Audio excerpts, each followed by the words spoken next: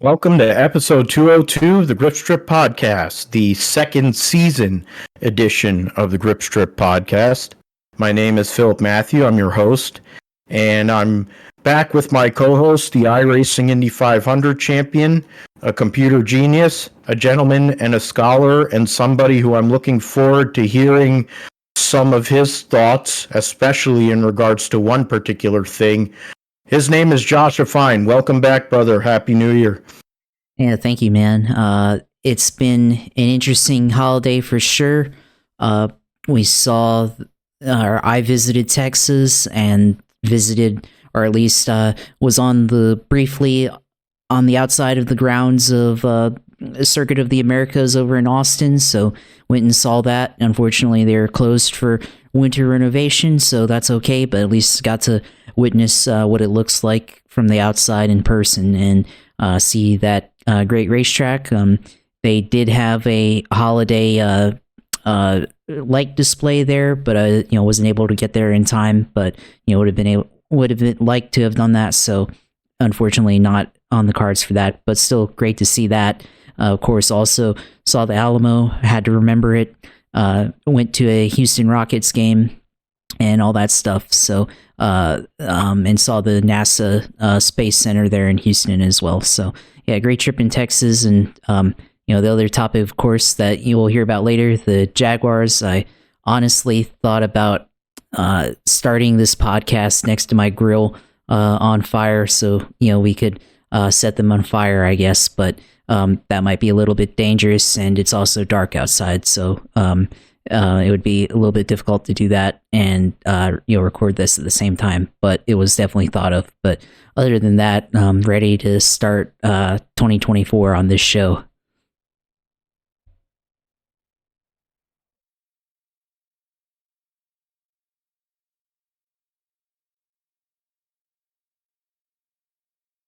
You're still unmuted there. Shoot, my bad. There you go. You'd think that I'd know this after 200 something episodes, but glad that you're back. We're doing the regular scheduled programming again, watching the college football national championship where Michigan is leading the University of Michigan's leading University of Washington 17-3 at the moment. Jim Harbaugh, in what if he wins this game, is what likely is his last game at Michigan. The way things seem to be going, but we'll see what happens with all that. Tonight we're gonna go and talk about all the motorsports that's going on. We got Chili Bowl going on tonight, the first night of the prelims. We got Dakar Rally. And then there's other key stories. There's some NASCAR news that came out today in regards to college racing and trackhouse racing. So we'll go over that. And then anything else that comes to mind. And we'll get into NFL Week 18, which was interesting to say the least. A lot of teams were sitting players. Other teams weren't sitting players, and it went a certain way. We'll get into all of that. Talk about fantasy in more detail since the season is over. At least the regular season part of it is over. And then Black Monday. We'll make our picks for Super Wildcard Weekend, preview those games. Josh will, of course, bring out the Sim segment to start 2024. And we'll close the deal.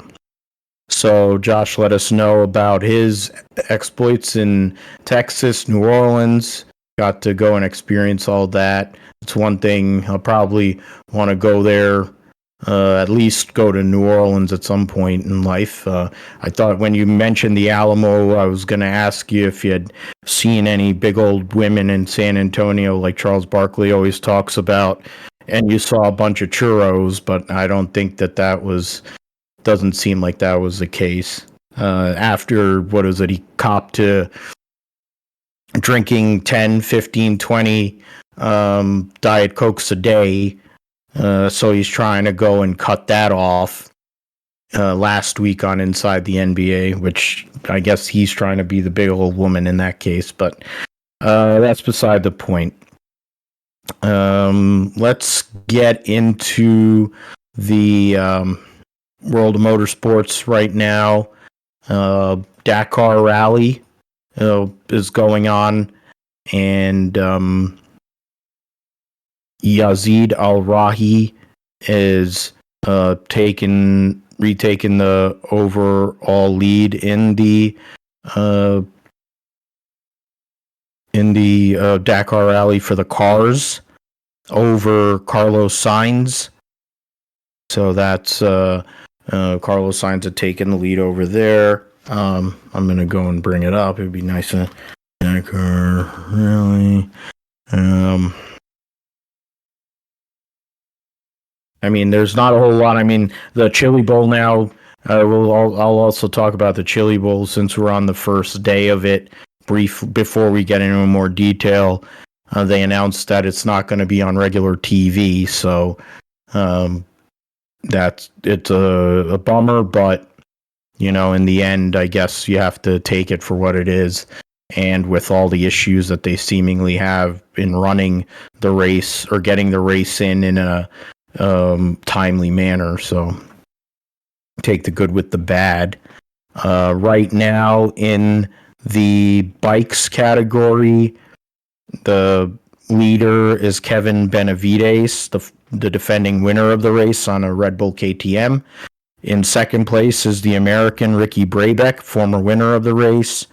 He's 1 minute 11 seconds behind, and a minute of that is from a penalty. So, if you take that out, it would be 11 seconds right now. Trying to get his second win. Skylar Howes, another American racing for Honda, is in fourth place. Other guys, Pablo Quintanilla is in seventh, another Honda rider. Ross Branch riding for Hero is in fifth, and Toby Price, former winner of this race, is in ninth place right now. 6.5 minutes, 6:36 behind. So there's that's just a few of the guys there that are in contention early on through 3 stages of the race. And then let's say Rally 2. In Rally 2, also motorcycle category, Indian Harith Noah is in third place, 7:35 out of the lead held by Romain Dumontier. So that hopefully we can see Indian rider go and win that class because of course my personal bias. The quad category, Alexander Giroud is leading for Yamaha Racing. And then we're going to the quad, and I don't know what those are. So now in the cars category, prototype cross country two-wheel drive, standout people, Layla Sands, the teammate of Carlos Sainz in Extreme E, she's in fourth place. And the Coronels, who, if you're on Twitter, probably have followed you at some point and unfollowed you, they're in ninth place. They were involved in a pretty big wreck today, though, so we'll see how that goes and if they're able to come back for tomorrow's stage. They're in big repairs and stuff, so see how that all works out. And in the ultimate category, which is for the electric or hybrid, that's the Audi team. Matthias Ekstrom right now leads Carlos Sainz by 3 minutes and 20 seconds. And Stefan Petterhansel, who won his 50th stage of his illustrious Dakar career, like yesterday or on Sunday, 11 minutes 40 seconds behind. So Lucas Marias for Toyota was the winner of the stage. Yazid Al Rahi, who took the overall lead in the race. It was 1:09. Oh, that's the thing. I'm doing it by stage ranking. That's my fault. I'll go back. Rebellion Racing's Romain Dumas is in 4th for today's stage. I'm trying to go through. Janelle de Villiers was 11th. American Seth Quintero is 12th. Both driving for Toyota. Sebastian Loeb finished 18th in the stage, as lost 23 minutes to the winner. So I'll go and check on that again. Challenger category, the winner of the stage today was American Mitchell Guthrie and Kellen Walk. So that's great news to see that. American Austin Jones driving for Can-Am finished 6th in the stage. Chris Meek, former British Rally champion and World Rally drivers, finished 8th. In the SSV category, Sarah Price and her co-driver Jeremy Gray finished 4th in the stage today. So that's our hopes for that class. So let's get back. I'll go and correct myself. So in the general standings right now, Ross Branch leads overall by over Jose Ignacio Cornejo Florimo, who's a Honda rider, first of 4 Honda riders by 3 minutes 11 seconds. Ricky Brabeck is 3rd, 5:08 behind. Kevin Benavides is 20 minutes 32 behind, and Toby Price, Quintanilla's 4th, 16 behind. And with 6 minutes of penalties, Toby Price is 22:57 behind in 7th. Daniel Sanders, Luciano Benavides, and Martin Michek round out the top 10. Skylar Howes is just outside of the top 10 in 12th, 41-45 behind. And trying to see if there's anybody else. Mason Klein, another American, is 17th, 8 hours and 56:52 behind. So he's just trying to run out the string after 3 stages. Go through the quad category. It doesn't really matter. I'll go into the cars. 4x2, a Matthew Serradori for Century Racing Factory Team leads by 42 minutes and 29 seconds over Layla Sands. Coronels are 2:23:33 out in 7th. There's 20 competitors in that class as of now. In the ultimate race for the Audi team, Carlos Sainz leads Matthias Ekstrom by 7 minutes 57 seconds. Stefan Petterhansel 21:36 behind. And then in the regular cars category, the all prototype cross country, the leader is Yazid Al Rahi with 13 hours 7:29. He's 29 seconds ahead of Carlos Sainz at the moment. Lucas Marias is in 3rd. 13, 15, 55. Oh, so actually, no. Matthias Ekstrom is 3rd. Then Marias is 4th.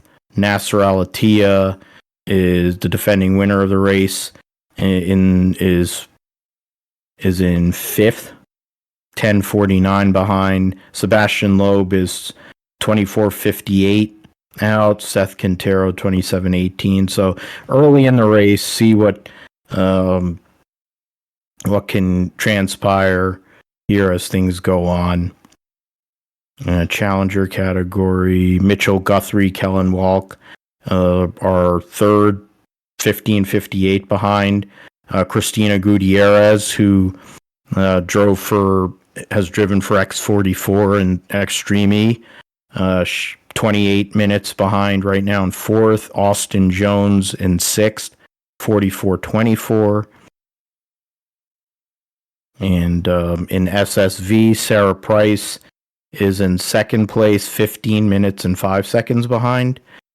So definitely has an opportunity to go and win on debut in this category. So we'll definitely keep up with that next week and give you more details on that. I'm gonna bring up the Chili Bowl. Right now, the Chili Bowl Midget Nationals racing again this year, and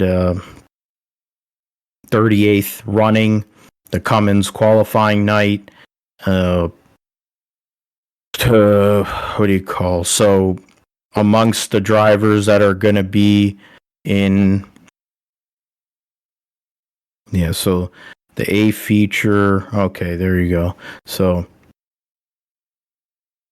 is that the lineup, or is that what actual qualifying Race of Champions lineup? Oh, they just drew for positions in the Race of Champions, or no? That, I don't get it. Anyway, the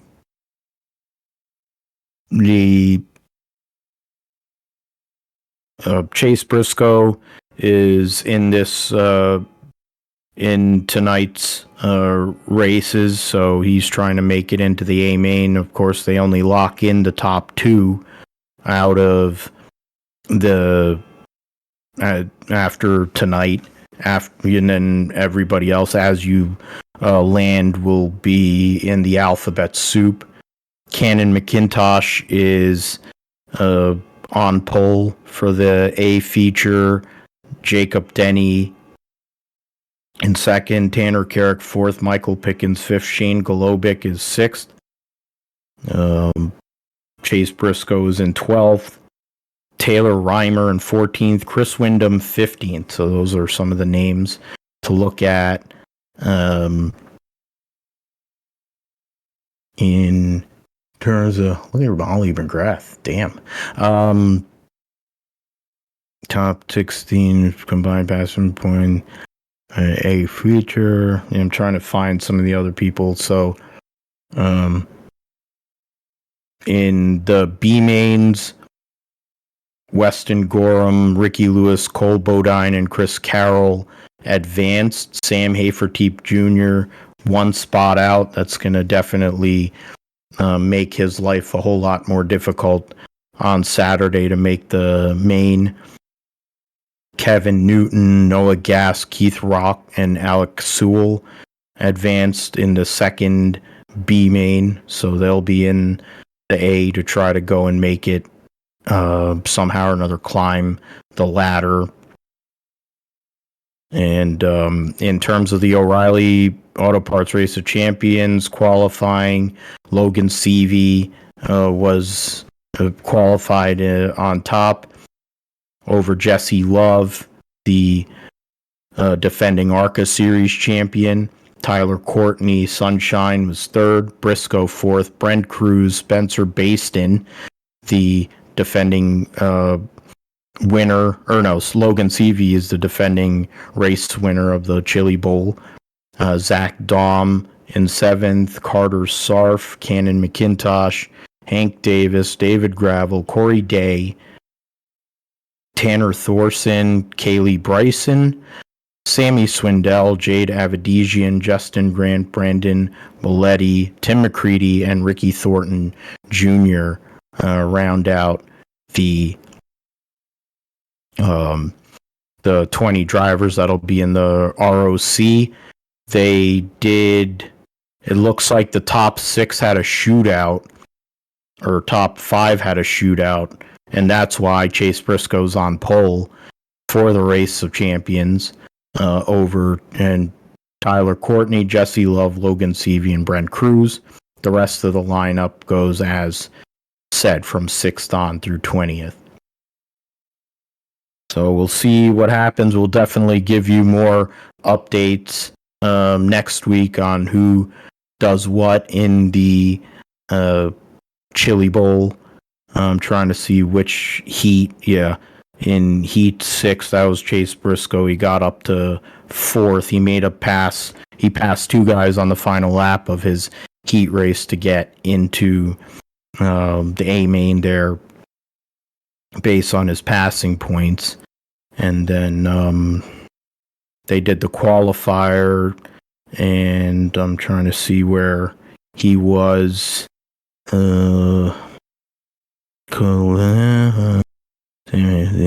Chase Briscoe finished 4th in that one. Tanner Carrick over Nick Hoffman, Emilio Hoover, and Chase Briscoe. Cannon McIntosh, Shane Galobic, Chris Wyndham, Ricky Lewis. In the second qualifier, Michael Pickens, Jacob Denny, Kyle Bellum, and Howard Moore. Cole Bodine was 6th. I see some of these other names, not really familiar, some of them. 4th qualifier, Trey Marcham, Gary Taylor, Taylor Reimer, Noah Gass. And Sam Haferteep Jr. was 9th. Michelle Decker was 8th. So we'll definitely get into that more next week. Because we'll have, 4 more days of prelims. You'll have the Race of Champions. Hopefully I can say that Chase Briscoe won. Be a better start to the year, considering how shitty his year was last year. If he can go and make the main and have a chance, it'll be great. As who knows what the hell they're going to do in the Cup Series this year. They now have a new logo and marketing and all that stuff at Stewart-Haas. They put that out there today. Tony is talking about all this about competition and shit, and I'm like, dude, you're a top field driver, man. I mean, you're driving Leah's car. Once we get to Gainesville, are you really going to be sitting there looking at what's going on with the Cup cars? I mean, I'm a Tony Stewart mark, and I've had to defend him through a lot of whatever. But you're going to tell me that you think that saying all this shit and whatever, all these changes, virtually no sponsorship on the 4 car or the 10 car, and then you got Briscoe's solid with his sponsors. The 41 with Ryan Preece is more or less, I think, okay. But you're going to tell me that things are going to turn around with this car, and after what transpired the last couple of years, I mean, I have a hard time believing that personally, but stranger things have happened, and who knows what can come of that. So yeah, let's go and move forward. I thought you were going to talk about that because I saw that logo change and I was like, that's probably the next thing that we're going to talk about on the show. So yeah, I mean, the logo change doesn't change the fact that they have sucked for the past couple of years, and doesn't change the sponsorship situation or any of that stuff. I mean, granted, you had Cole Custer win the Xfinity Championship, and Riley Herbst, for the first time, I think, ever in his life, he looked like he had a clue. So there is some hope there. In terms of we're in January, early January, they're going to be racing at the Coliseum in less than a month, and we don't know virtually any sponsors for 2 of their 4 vehicles, and which is not good when you consider how much it costs to go and run a Cup car, let alone 4 of them. But we'll see what happens, what they announce here as we get into the upcoming weeks. The logo's fine. snazzy, I guess, more updated, to more modern. And to be fair, the old Stewart Haas logo was more based off of like a '57 Chevy, if you really look at it. As old styling for sure. Yeah, so they haven't been a Chevy program since 2017, so or 20 yes, since 2016, so it was probably good time to update it. With Kevin Harvick's retirement, it probably is trying to go and change things up a bit, which, I mean, we'll see what happens. You can't make any true judgments until we see them on the racetrack here in a few weeks' time, but we'll go on from there. So, Josh, I'll bring you in now because there was some news. First, I'll be remiss to speak about the loss of Tim Steele, the three-time ARCA Series champion, one of the best drivers ever in that series, a guy who, in his day, might have been one of the best cookie cutter and super speedway drivers out there. Had a chance to make it in Cup, and with Bud Moore, and probably save Bud Moore's organization in a massive accident at Atlanta, which ended up leaving Tim Steele with a severe concussion, basically derailed his Cup career. And I mean, can understand that based on what happened with Ernie Irvan as well. A lot of concussions, a lot of injuries that took place in those early to mid 90s. Steve Park broke his leg at Atlanta in his rookie year when he slammed the wall after blowing a tire. You had Mike Skinner, I think, broke his shoulder after blowing a tire there. Derek Cope, there's a wreck that he had there as well. So, I mean, that was a dangerous track, and because of how fast they were going.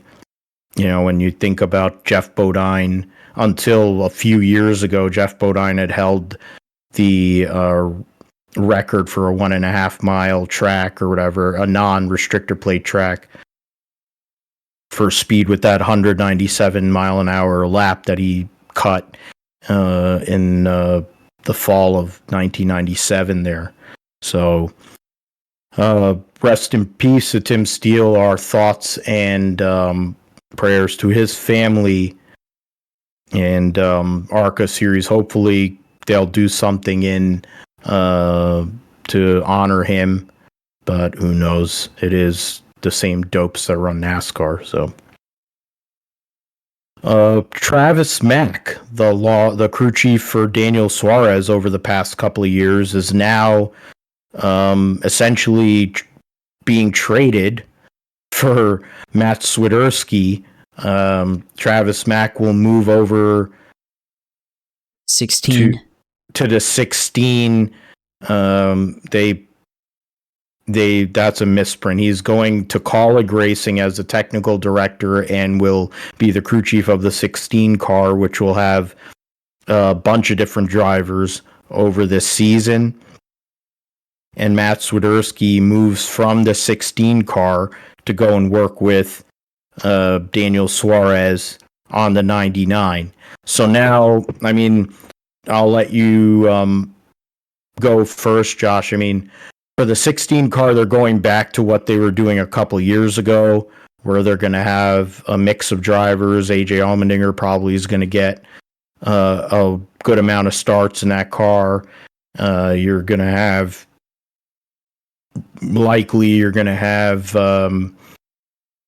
Josh Williams driving that car because he's the other full-time driver. Might be some other people as we go along.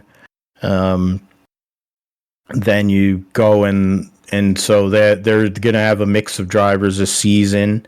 You're also, and then on the flip side, Matt Swiderski moves over to Trackhouse to work with Suarez. Suarez missed the playoffs last year, didn't win a race, was well off the pace of what Ross Chastain did.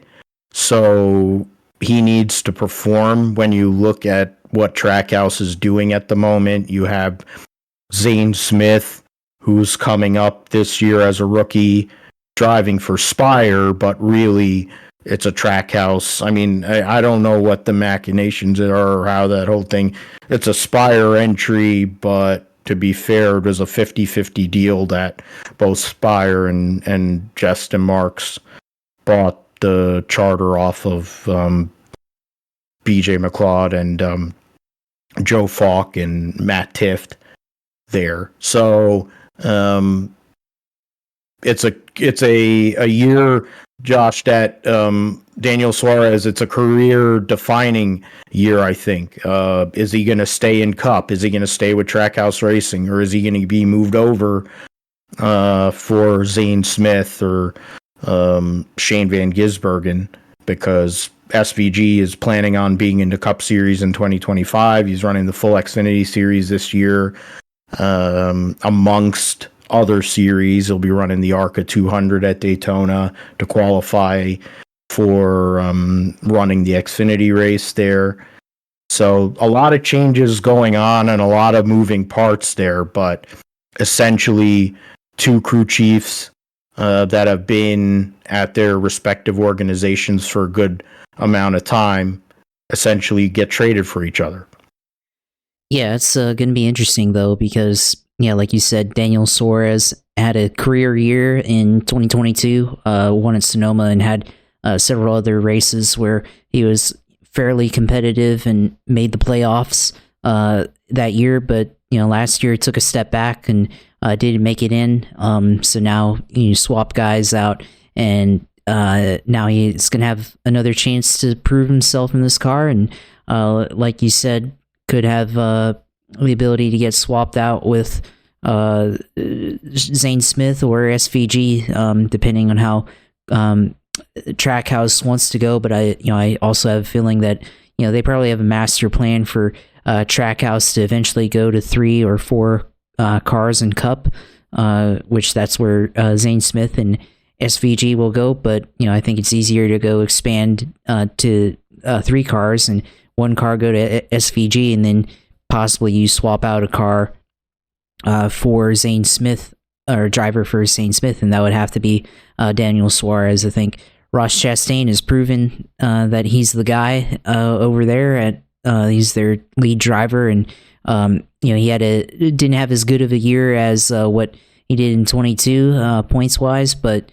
I think he's shown enough that he's their lead driver there.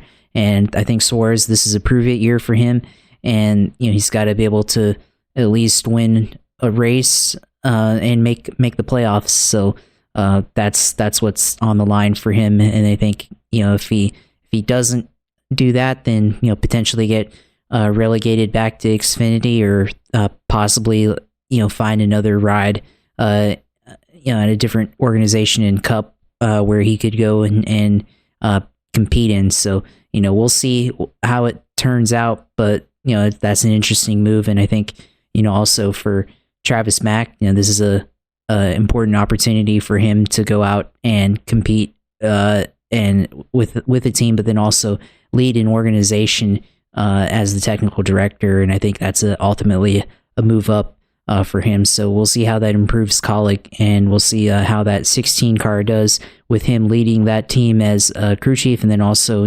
working with a bunch of different drivers as they go back to an all-star car with that car. Yeah, I think that one is interesting because we look at what Kaulig did. Both teams, to be fair, had kind of took a step back, or like a half step back in terms of Trackhouse, and then Kaulig was further behind. But AJ Allmendinger won at Indy, or not Indy, he won He won at Charlotte. My bad. Yeah, that was when Mike Dell won in Indy. Michael McDowell won the Jesus. AJ Allmendinger won on the Roval, and Michael McDowell won at Indy. So, but AJ was able to win a Cup race, but deep down inside, he wanted to go back to Xfinity, run full time. Gives him more flexibility with his time now that he's a father. And he's more competitive, obviously, in the Xfinity Series. You get to compete for wins basically every week. That is more appealing to AJ at this point in his career. Travis Mack coming into the team, bringing a lot of the ideas and stuff that's from Trackhouse, all of his experience over the years.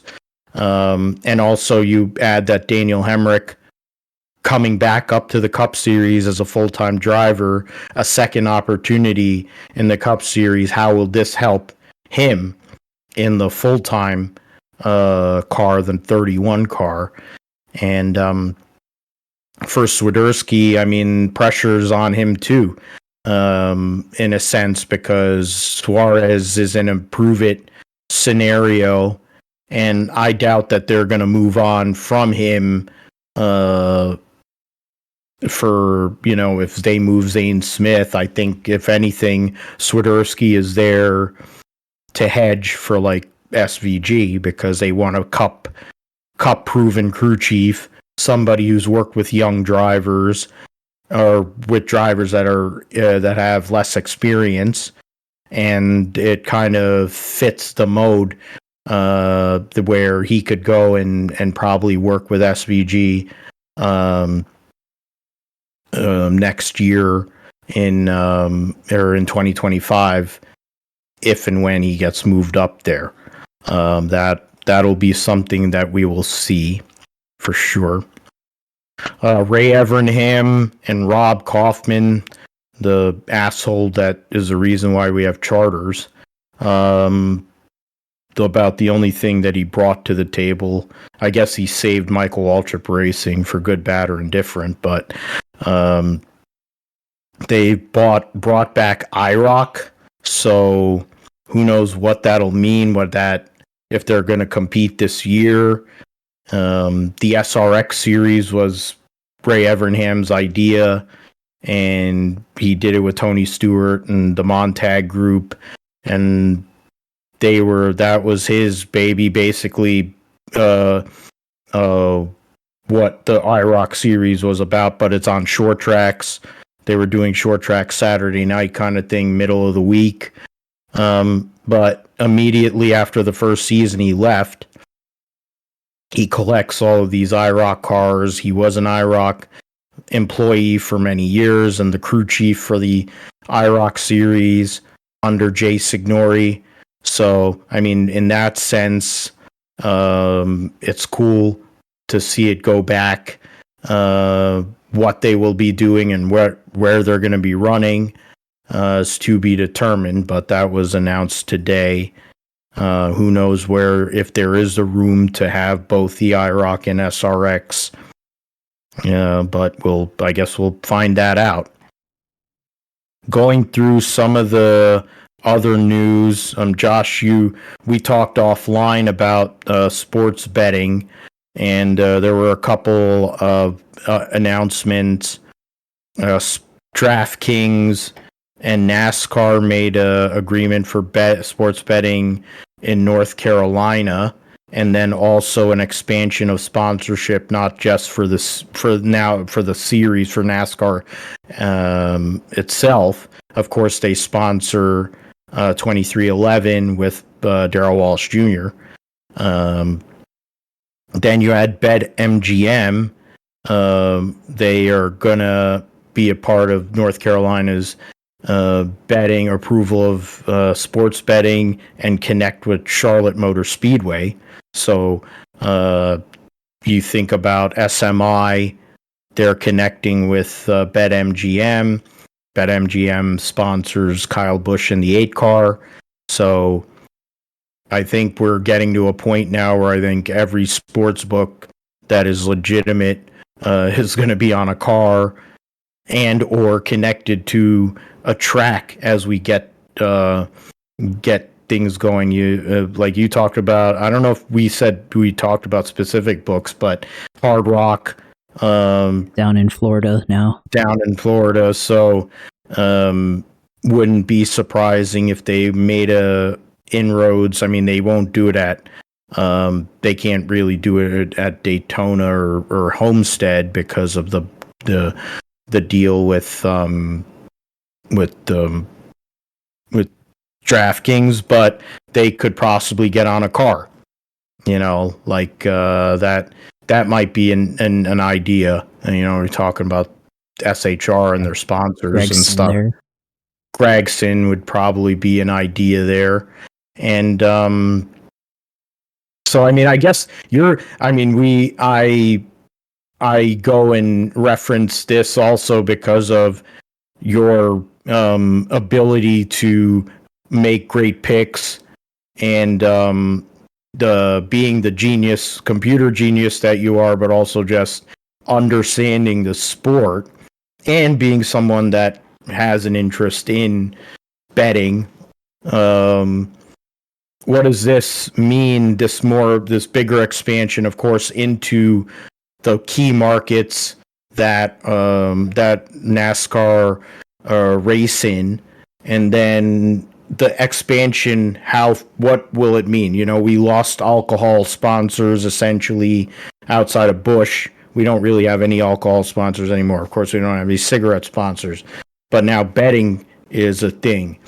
So is there going to be that saturation in the Cup Series? Is there going to be that flow of money to possibly strengthen some of these organizations, give them an opportunity, or is there an opportunity for these organizations to connect with specific sports books and go and have B2B kind of deals?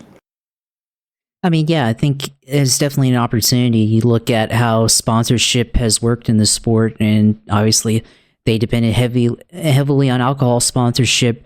One of the vices for many years, and also with cigarettes, and now they're turning over potentially to another vice in gambling and going on with that. And there's definitely opportunities.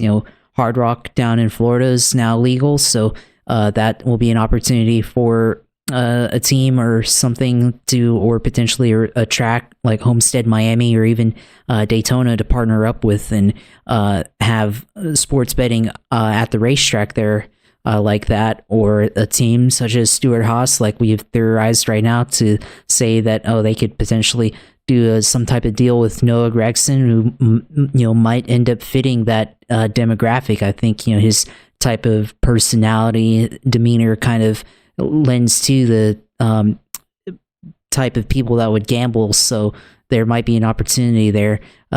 So there's that possibility, but then also I got to think about the credibility of the sport, because I think we're seeing gambling advertisements throughout other sports, throughout the NFL, college football, NBA, all that stuff, and with especially in the NFL, we're seeing a lot of the officiating come into question here as of late. And, at the same time, what's the other thing that's been coming more prominent now in this day and age in sports is sports gambling.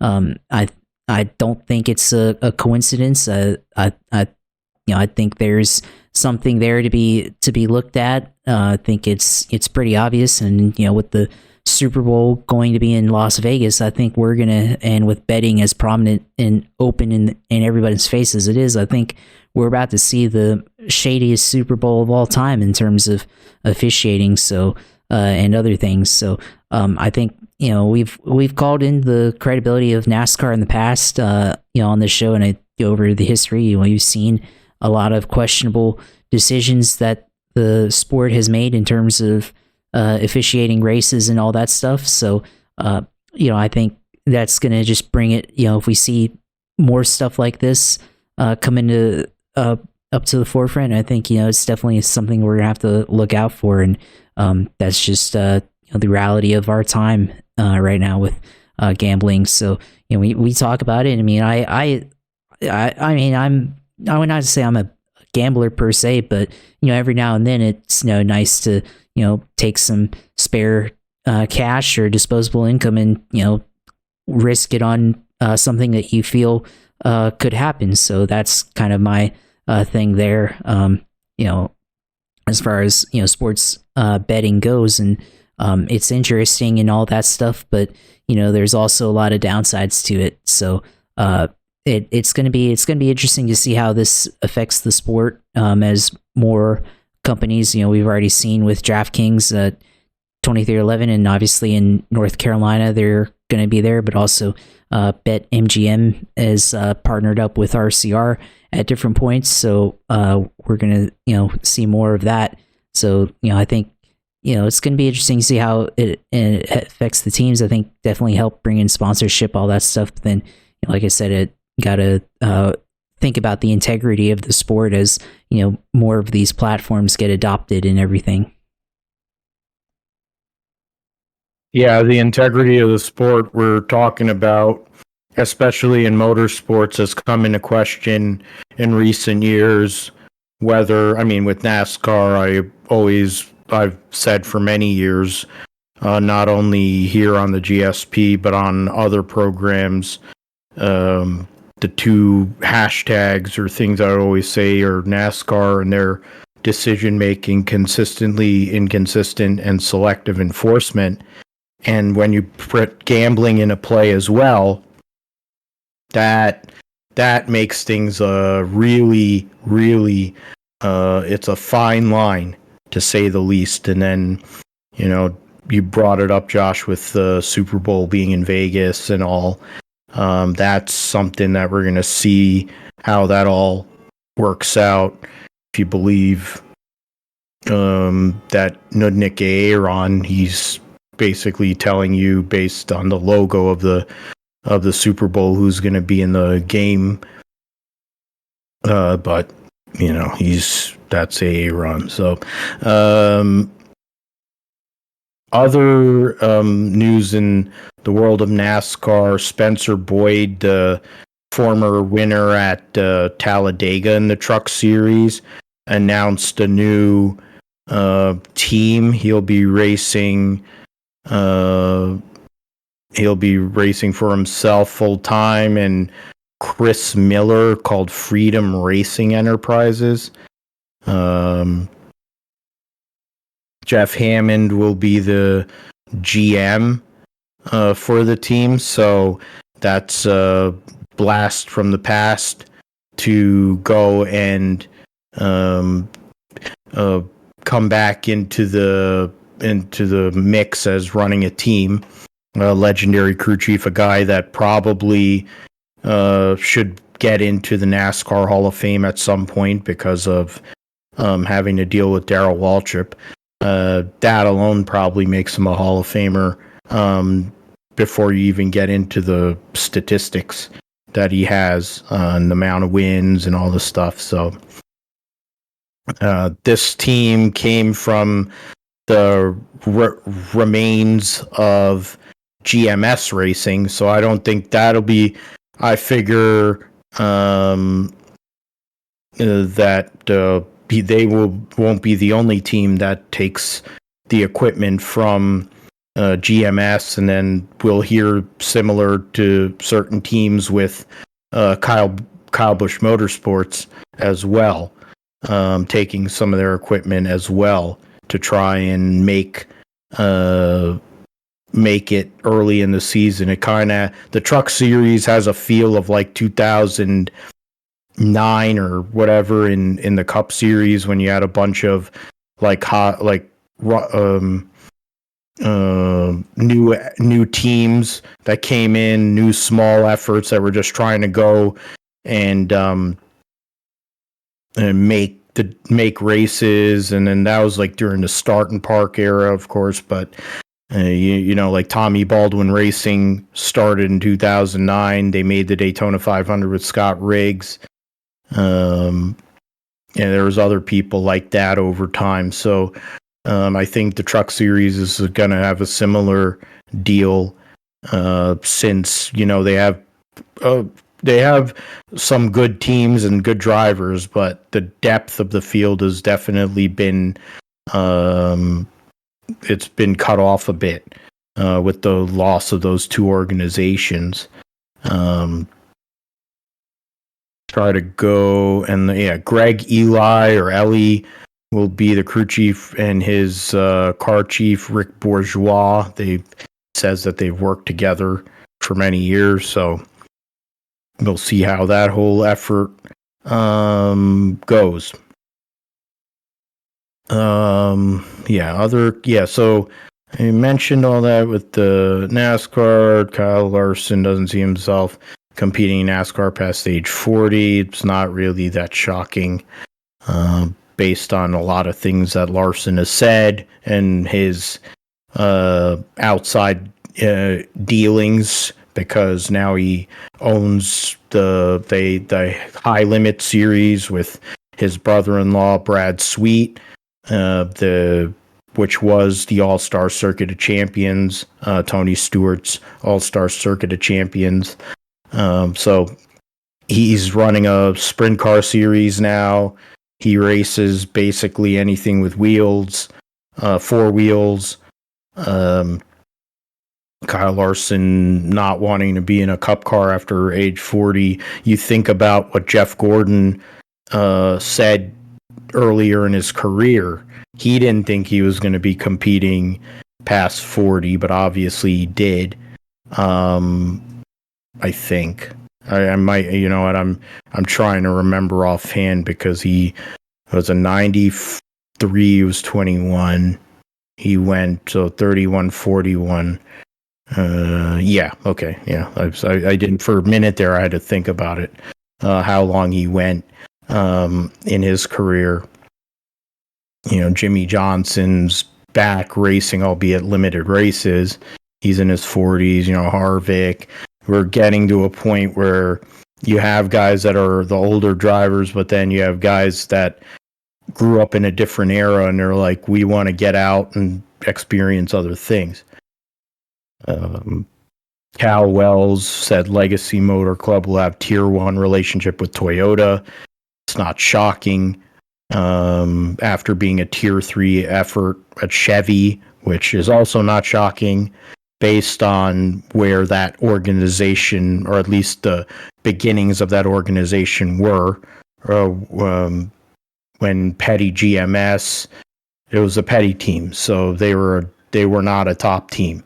GMS comes in to to go and help and save the team, and then Jimmy Johnson comes in to own and take over as the owner with Maury Gallagher. The Toyota move was a necessary move for them, and now they'll be in the same boat as Gibbs in 2311. I'm not sure how far the distribution, or if they're going to be getting cars as well from Gibbs, or if they're going to be building their own stuff. And the engines, of course, are TRD, so that's not a problem. But we'll see what happens with that. At least with Eric Jones and John Hunter Nemechek, they're expecting to be more competitive in 2024 after what was a pretty rough season in 2023. Kevin Harvick announced that the Cars Tour will be expanding to the West Coast. Of course, he's an owner, part owner of Kern County Speedway in Bakersfield, his hometown, and he's been doing late model races because of with Rodney Childers last year on his retirement tour. So he's and now being part owner of the Cars Tour, they're trying to expand and make it all over the country, which reminds me of the days of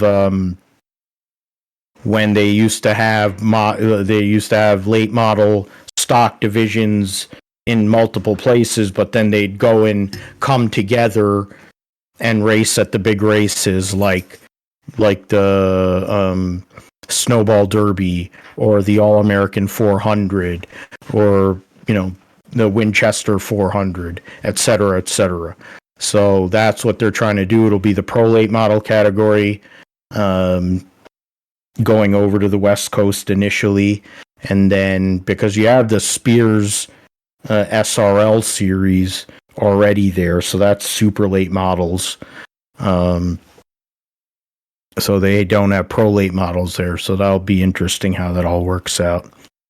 Was that Bennett family of companies, which is Daddy's Money kind of deal with Austin Hill, announced a multi-year partnership. So whenever Austin Hill, whether for as long as he's in Xfinity, and then once he eventually moves up to Cup, he'll have that sponsorship there. Bread Perez, returning to Alpha Prime to race at CoTA, trying to get more races, and he's the reserve driver for Alpha Prime Racing in 2024. Josh Balicki, I think I talked about that in the last episode.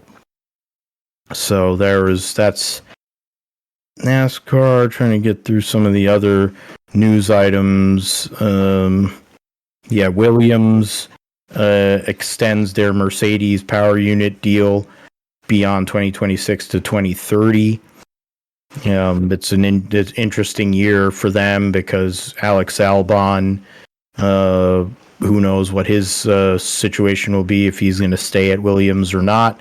Logan Sargent has to perform or else he's going to lose his ride. So that's interesting there. And I think that's about all. So we'll go and move forward to week 18 of the NFL season. And I know you had a week, you've had an extra time off, Josh. And I know you expressed your feelings yesterday on Twitter X about the aftermath of what took place over the last 6 weeks of this season for the Jacksonville Jaguars. At one point, 8-3, leading the division by, I believe, 2 games.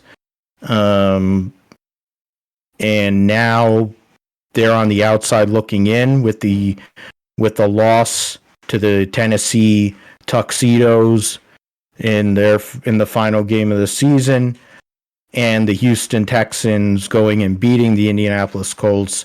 D'Amico Ryan's former 49er defensive coordinator in his first year as Houston Texans head coach. CJ Stroud likely locked up the offensive rookie of the year. I know Puka Nacua has an argument and he set a rookie record, but CJ Stroud is a quarterback. Since they make the MVP a quarterback award, CJ Stroud is a dynamic player, and he's going to be a problem in that division. So I'm going to let you go and say your piece. I figure it'll be therapeutic. Yeah, I mean it's dog shit and it's downright shameful, and I don't know what to say. I think I said on this show that they wouldn't make the playoffs multiple times during that 4-game losing streak, and I didn't want it to happen, but you could see it coming because they can't play physical football. They got out physical 3 weeks in a row by the AFC North, and that ultimately is what did them in. They had an offensive line that was ranked 29th going into this year, and they fell to 31st. They did nothing other than on the offense, other than trade for Calvin Ridley and him and trade or draft Anton Harrison and let Jawan Taylor go, who hasn't been that good on the Kansas City Chiefs this year. So that was the only change they made. They ran it back with basically almost the entirely same team and got the same record, but different result. In fact, they started out 2022 3-6 before the bye week, but then they finished the year 6-2. Well, they made the playoffs, and they started this year 6-2, and then went 3-6 to end the year and missed the playoffs. So I was worried. The reason why I kept saying they wouldn't make it is because last year, they went and won 5 in a row, and up until the Texans game this year in Houston, they had the same exact record opposite. So they had a complete inverse record. Every win that they had this year was mirrored by a loss last year. Every win that they had last year was mirrored by a loss this year, and that ended up being the case for the most part. And so it was almost an exact mirror flip from last year.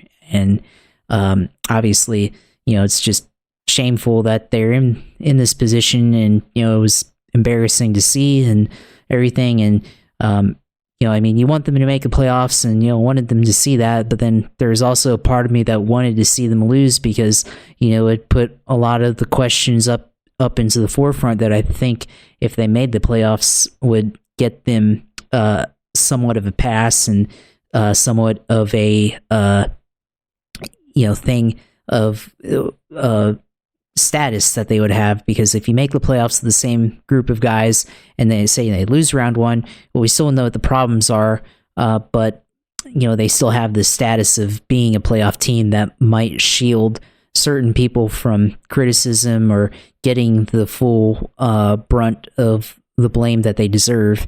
And to me, those people are Trent Baalke and Press Taylor, and I think Peterson. So I think those three individuals, I think, deserve the blame for what happened this year. And obviously Trevor Lawrence didn't play well and turned the ball over a lot, and there's a lot of questions there with that. But at the same time, he's also the reason why they're still competitive, because I think without them, they're not really a good team, and that's the issue. They're kind of stuck in this valley, where they're good enough to win some games, against mostly bad teams, but they can't beat the elite teams. And we saw that this year with the Chiefs. They lost. 49ers, they got their shit rocked. And then the Ravens they were competitive against, but ultimately, they had the same issues that they had all year. So, then they also lost to the Browns, lost to the Bengals, and then they lost to the Titans. All three of those teams turned out to be very physical, which the Jaguars lack the physicality to push people on both sides of the line, on offense line and defense line. So just a unfortunate result there. So today they announced that they fired Mike Caldwell and defensive coordinator, and I guess that's the scapegoat there. And they also let go of most of the staff there. So I gonna say I don't know if I necessarily agree with firing him, but I can't say I will miss him, because defense definitely did collapse during the second half of the year, and definitely collapsed against the Monday night game, which we had live on this show. Definitely collapsed yesterday when they needed them to shore up against Derrick Henry, and allowed Derrick Henry to have one last lap against the Jags before he becomes a free agent this offseason. They gave up a lot of points, although some of it was due to turnovers against the Buccaneers. They gave up points against the Browns and allowed Joe Flacco to or contributed to Joe Flacco having a career renaissance. We'll get to him later there. So just a lot of bad that happened in the second half of the year. And we thought this team would be a playoff team, and they were in October and part of November. So shameful that they got here, and we'll have to see what else they do. And today they had the post-season press conference for Doug Peterson and the rest of the players, and Doug Peterson basically threw Trevor under the bus, and the other side of that, he also said that he was okay with Press Taylor and was okay with the offensive line. And despite Luke Fortner, the center, getting pushed back on nearly every play, getting pushed back 3 yards on QB sneak, twirling around in the Ravens game, and just being the 33rd ranked center and out of 32 teams, according to Pro Football Focus, I think, and everything. He still said good things about Luke Fortner, but then Trevor, obviously pointing out the turnovers, which that's true, and then also said, maybe he can't handle the playbook, but we can't, we can't simplify it because then it'll become easy to stop by the other teams. So that's gonna be interesting, and I mean, I feel like Doug Peterson's already. We've already seen how it ended with the Eagles, and I think we're already there with the Jags. So, that's why I want to see him gone. But I think realistically, what will happen is he won't be gone, and I think they'll keep him around for another year, but they'll have to get somebody in that can hold them accountable, because clearly, he's in the in the bed with Press Taylor for whatever reason. And none of them are willing to either criticize each other or do the things that they need to do to fix the team and everything. So I think they gotta do something, and I don't know if firing the defensive coordinator is enough. And I think Trent Baalke ultimately did not help them. They did not, as obviously I said, they did not hire anybody else on offense besides the 2 players that they swapped out. And they swapped out Marvin Jones for Calvin Ridley and Anton Harrison for or Juwan Taylor for Anton Harrison. So they did those changes, but they didn't do anything else. They basically ran it back, and they spent on salary, not salary cap, but the amount of salary that they had to pay out was $196 million, which was number 1 in the league, and they missed the playoffs. So that's bad. When you spend the amount of money this year and don't make it, that's bad. And the interior defensive line was also bad this year. Roy Robertson Harris is not a starting defensive tackle. He's a rotational player, and he's being paid starter level money. I think he's got to go fully. Fatakowski wasn't really that good, and often I think he was injured a lot too. Davin Hamilton had a staph infection at some point before training camp or in the middle of training camp or something. So that's can't predict that happening or anything. So I think you got to give him a pass there. But otherwise, defensive linemen other than Trayvon Walker and Josh Allen weren't very good this year, and they didn't get any help on that side of the ball. They let Arden Key go, and they didn't pick up anybody. They had multiple chances throughout the offseason to pick up somebody, and they had an opportunity where they could have possibly traded for another defensive end on rotation like the 49ers did for Chase Young. They had an opportunity to pick up Jadeveon Clowney on defense. They had multiple opportunities to do that. They could have signed DeAndre Hopkins in the offseason to give them another guy at wide receiver that I think Trevor Lawrence needs for a big wide receiver that can go up and make the contested catches that the other wide receivers can't seem to do. They failed to do that. In short, to tie it back to the motorsports, it's exactly like the movie Cars, where we saw Lightning McQueen say no tires, just gas, and at the end he blew a tire on the final lap and ended up in a tie with Strip Weathers and Chick Hicks and everything there. So it's exactly, there's a YouTube clip, I'll have to send it to you, but they showed the scene where Lightning McQueen blew a tire and was frantically trying to make it to the finish line, and they just showed the Jags record progressively changing until they were tied with the Texans and the Colts there. So, and I was sent that by one of my friends, and I said that, the scene where he said no tires, just gas, is them in the off season deciding to run it back with nearly everybody on defense and coaching. So and offense, or the roster and coaching. So I think they should fire Trent Baalke. I don't think he's done a good enough job with grabbing the fundamentals of this team. I think obviously the contracts show that they're too top heavy in certain areas, and they've invested a lot in the defense, and yet it's performed poorly over the course of his 3-year tenure. And the best player that they have on defense was actually drafted before he got there. So Josh Allen, of course, drafted in 2019, and we don't even know if he's going to come back because they decided to let him play on the 5th-year option and franchise tag.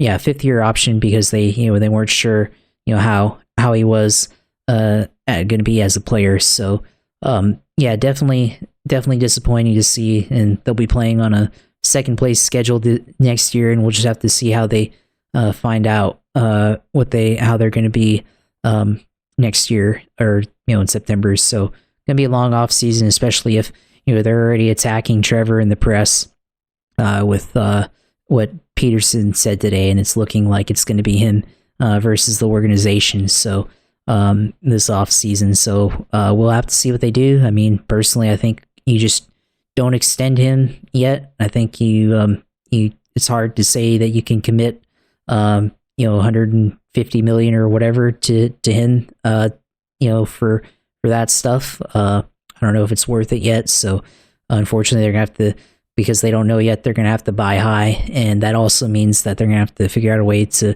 build the team around him while knowing that might be coming. So that's going to be tough to see it play out. So we'll see. It's unfortunate. The Texans are the divisional winners, and people said, well, we thought the Jaguars would be the ones to run the division and everything. And people say that they want it to be easy, and they would like it if CJ Stroud was out of the division on the Panthers.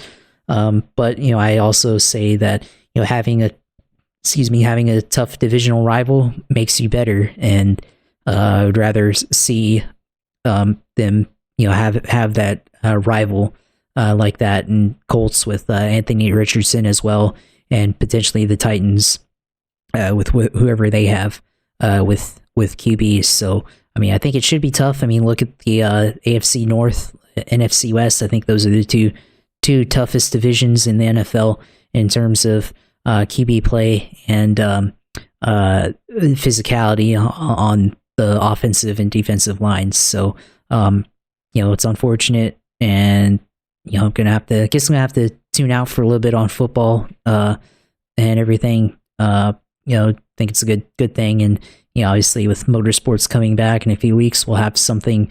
And obviously, this is a motorsports first podcast, so we'll have the ability to delve our energies into that, and that's what we know best on here. So I hate to see it, but unfortunately, that is the result. Yeah, plenty to go take in there. I'm sorry for your brother. It was really bad to watch it basically melt down, and I mean, we are seeing stuff similarly to the Philadelphia Eagles, because they're having a meltdown, which couldn't happen to a nicer team. And their connection between the Eagles and the Jacksonville Jaguars is that they were blown out by the San Francisco 49ers. And that was on their home field too, in both cases.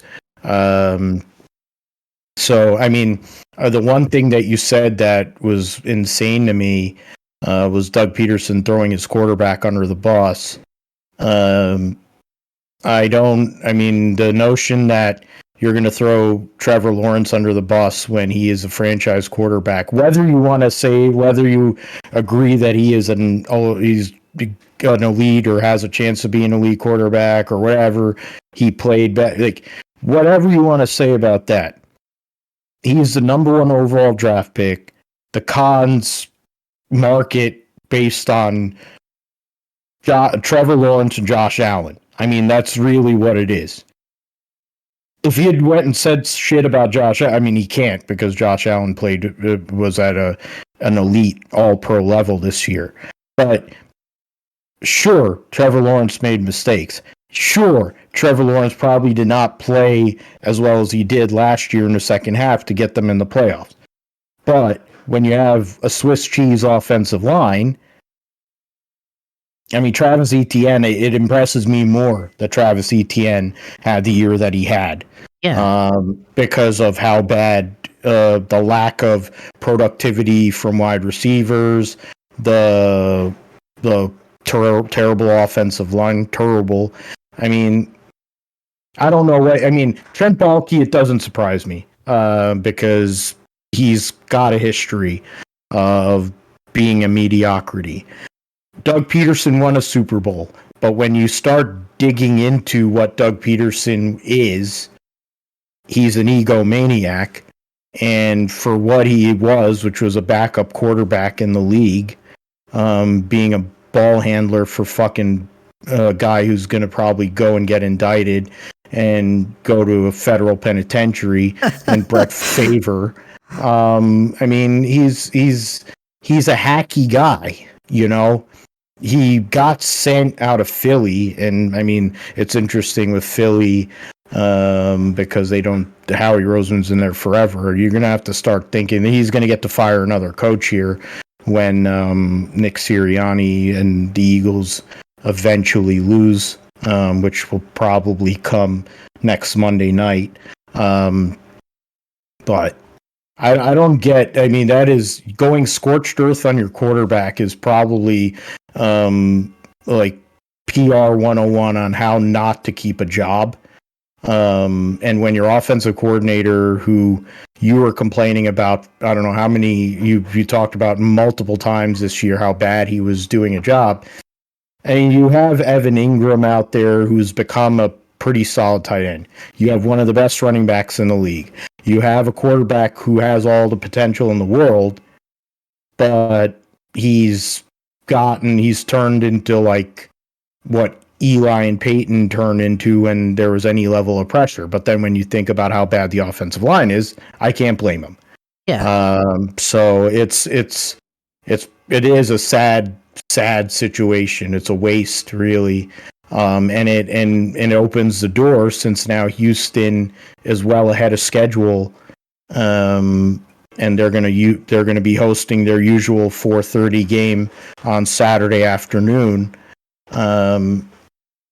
I mean, it's scary. And Anthony Richardson, for what little time he was on the field this season, was a dynamic. Good. He was a dynamic playmaker, and he has a lot of heart. And Indianapolis does have a future if they can keep him upright.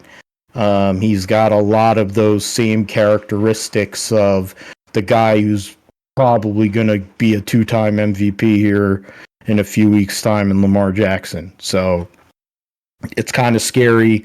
You look at Tennessee with if they decide to go with Will Levis, he showed positive signs. You talked about DeAndre Hopkins, who's one of the best wide receivers for a long time. He went to Tennessee. Yeah, he went to Tennessee, which is kind of I mean, I guess they paid him the most money, but that's kind of like a weird thing. But then when he's sitting there with Will Levis, he's making plays. Yesterday, he's making plays with Ryan Tannehill. Dude still has it.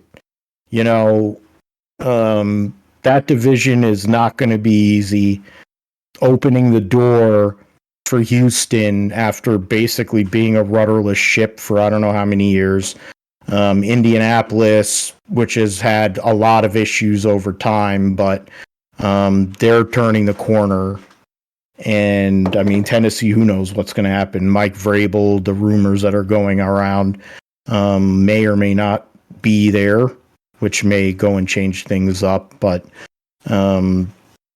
it's a bad look for the Cons and for everybody in the top levels of that organization.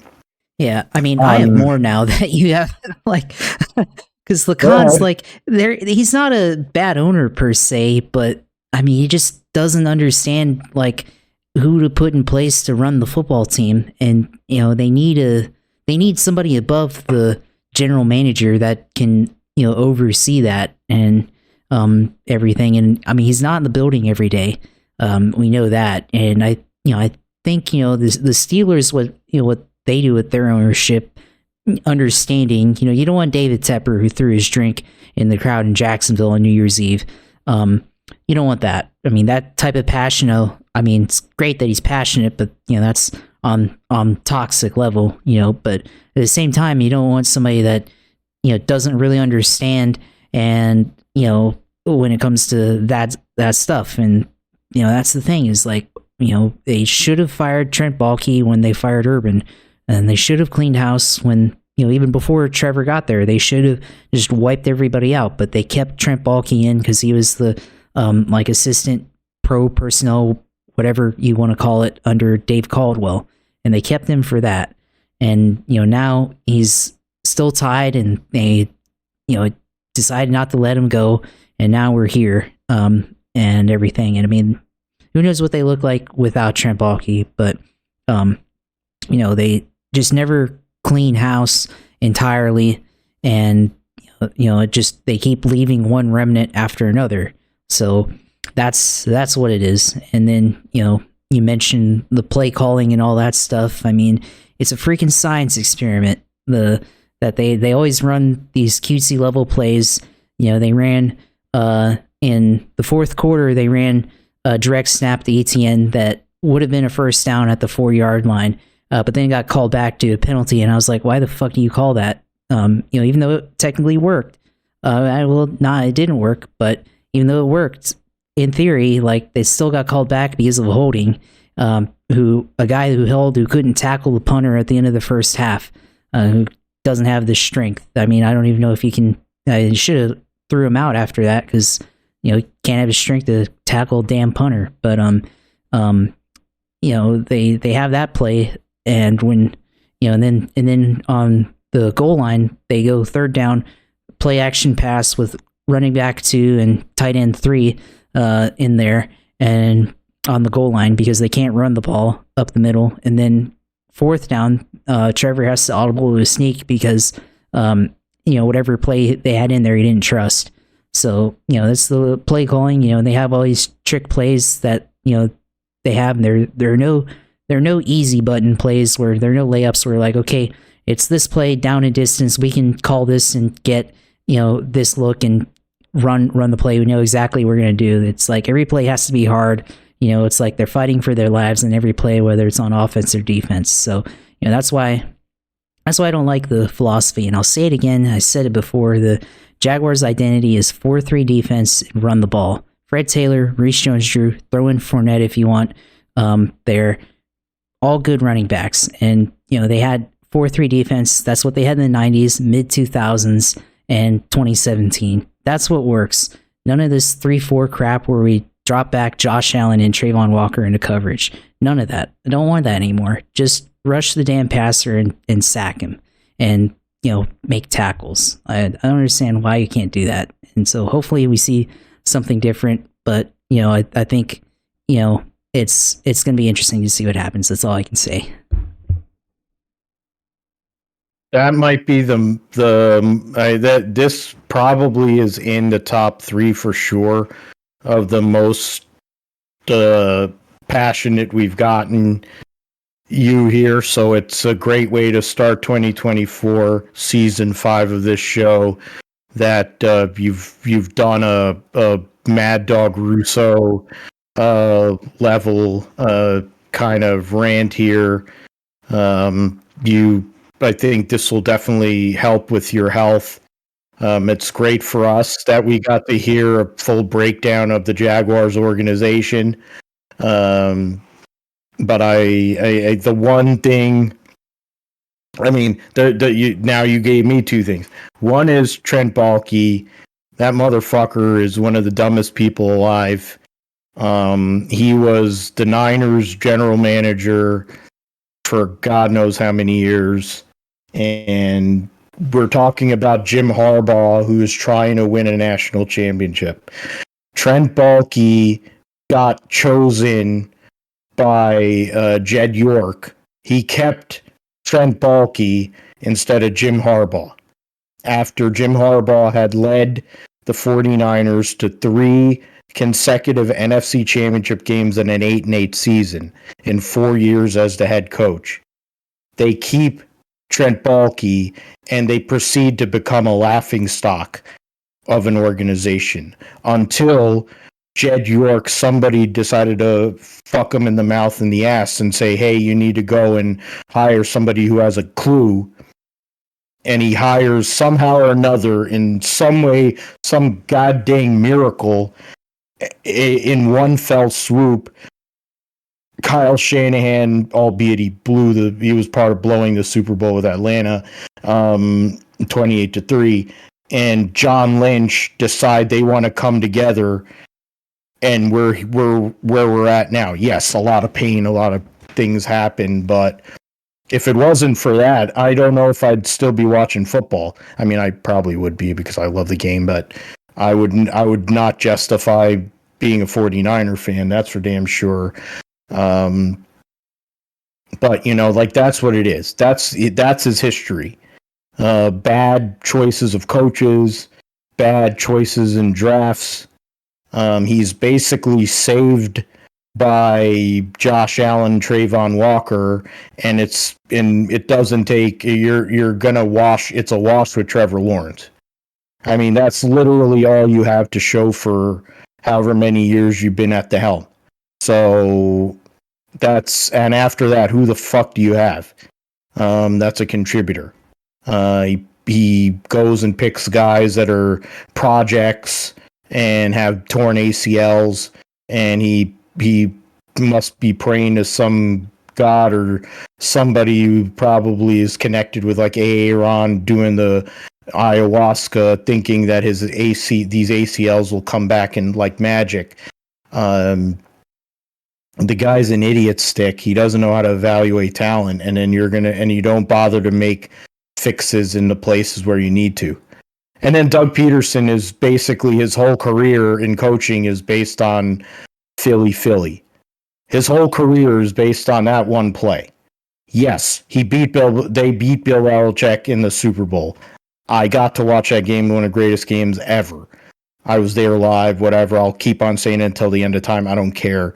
I'm never going to go to another NFL game more than likely, unless something, comes off. But that was a great game. And he did a good job that game.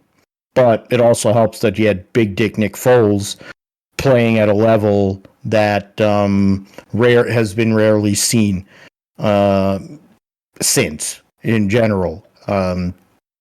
The amount of things that had to fall into place for that to come off, and that's his whole career. Being a ball licker and a ball handler for Brett Favre and sucking as a Philadelphia Eagles starter, as a player, then being the coach and then getting run by Howie Roseman because he started having issues with Carson Wentz. I mean, the difference is this ain't Carson Wentz. Trevor Lawrence is a guy who definitely has the capabilities to be a long-time starter. And if they're going to have people, if you're not going to work towards working with him, I don't think that's a recipe for keeping a job. But we'll see what happens with that. On the flip side, the 49ers lose to the LA Rams. The LA Rams, all 7 of their fans celebrate like it was some sort of amazing accomplishment when basically the vast majority of people on the 49ers roster were not playing. And Darnold played all right. Jake Moody misses an extra point and a field goal, which is a kind of a problem. Did the same shit in Cleveland when that losing streak started. So that's not a good thing, being that he was their number one draft pick this year. Cleveland Farrell gets hurt, but it doesn't sound like it's as serious as originally thought. Otherwise, they get through the game unscathed. Yes, I wanted to see them win that game just because it's LA. They let Puka Nacua get his record, fine, whatever. Losing to Carson Wentz is weak, but, it is what it is. They're still the number one seed. They're going to have a week off here. I get to watch the playoffs. Christian McCaffrey, all these guys that set records this year. Christian McCaffrey's rushing champion. Brock Purdy, all the different passing records he set. All most yards ever for a 49er quarterback. You have George Kittle going over 1,000 yards, and his smoking hot wife being smoking hot. I just love looking at Claire Kittle. She is such a piece of ass. But and so is Christian Juszczyk, for that matter, even though she's a part of the itty bitty titty committee. But then you got Brandon Ayuk playing at a high level. You have Deebo Samuel playing at a high level. You got the offense.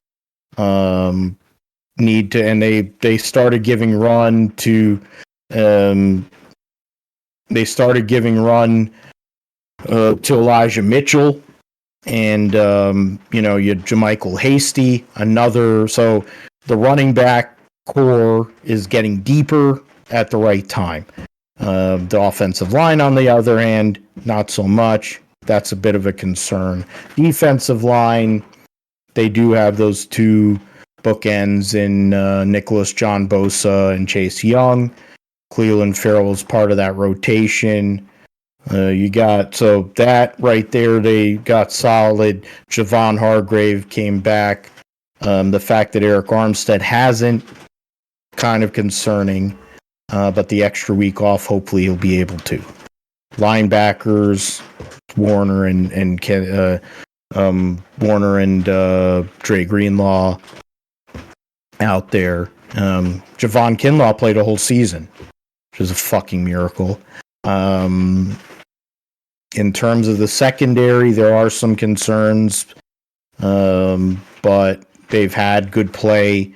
Mooney Ward is one of the best DBs, period. One of the best cornerbacks in the league. Ever since he's come to San Francisco, he's taken a massive step forward and become so much better compared to where he was when he was in Kansas City. So we'll see how that all works. The secondary was a concern when the Niners made the Super Bowl. The last two times they made the Super Bowl, the secondary was kind of a concern. But we'll see how it goes with that. And with the week off, they're hoping to get all these guys back that they need. The core 24 that they started the year with. Or 22, 24. In the other games that took place yesterday, the big one was the AFC East battle for the division. It worked out. Where both the Buffalo Bills and Miami Dolphins were going to ended up making the playoffs. Miami was already in. Buffalo Bills, with the results earlier in the day, ended up making the playoffs before they even had to play. There were certain scenarios where if they had lost the game, they were going to miss the playoffs prior to all the stuff that went on, aided largely by the meltdown by Jacksonville. But Buffalo, Josh Allen had 3 turnovers, but when it counted, Josh Allen is Josh Allen. He went and took the team down the field. They go and get the go-ahead score. Taylor Rapp, who I think was hiding somewhere, was I think working at Target or some shit. I don't know. Came out of nowhere after all these injuries on the secondary, gets a massive interception on Tua Tagovailoa, and basically seals the game for them in that spot. So the Buffalo Bills are now the number 2 seed. They will have at least one home playoff game and probably 2. If anything, they're going to be hosting Kermit the Frog, which will be nice considering that bastard has been able to play at home his whole entire career. It'll be nice to actually see him have to play on the road. When you consider the TV coverage, he's going to be on the road essentially because it's on Peacock. So if you don't have Peacock, you're SOL, unless you're going to do the illegal streaming thing, but who knows. Oh, he got that one. Man, Michael Penix finally gets a big pass there. Penis Jr. Yeah. He's a weird looking dude. He kind of looks like Josh Dobbs, but he's got a big arm. Oh, they call a holding, of course. But yeah, so Buffalo's the number 2 seed. They're gonna end up hosting the Pittsburgh Steelers, who won on Saturday while they rested a bunch of their players, the Ravens. Steelers get that victory, and it started the process for them to get into the playoffs. Omar Epps gets into the playoffs again, which is unbelievable considering how bad they were on offense just a couple of months ago. They fire Matt Canada and then, have other issues at quarterback. You have, for whatever reason, Mason Rudolph decided to figure out how to play football all of a sudden. And they're in, but the likelihood of them lasting past this weekend is very slim. We'll get into it more detail later on, though. Cowgirls destroyed Washington, which we all knew was going to happen, and they get the number 2 seed in the NFC. On the flip side of that, the Philadelphia Eagles were down 24-0 to the New York Giants. Were giving up touchdowns to both Tyrod Taylor and Tommy DeVito. And by the time they, in the second quarter, Sirianni's pulling the plug on a bunch of players. Jalen Hurts hurt his middle finger. We were talking about integrity and in the game and how, with sports betting, I really thought that somebody's on the take because it's Philly, somebody's got a gun to somebody's head with how bad they played. Because I'm like, this isn't possible. This team was 10-1 6 weeks ago or whatever the hell.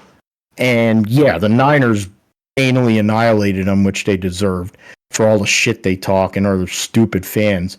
But what the hell? Are you telling me that Nick Sirianni's a moron? I mean, to be fair, the McAfee show goofed on him and Ty Schmidt goofed on him for how stupid he sounded during his opening press conference. And maybe he is a fucking goofball, but how this has imploded is unbelievable. And I honestly thought somebody's on the take, that they're just going and laying an egg. You had a chance to win that game. If Dallas loses, you get the number 2 seed. You don't even show up anywhere, and you're now going to be on the road playing Baker Mayfield's Tampa Bay Buccaneers, and you get to play on Monday night.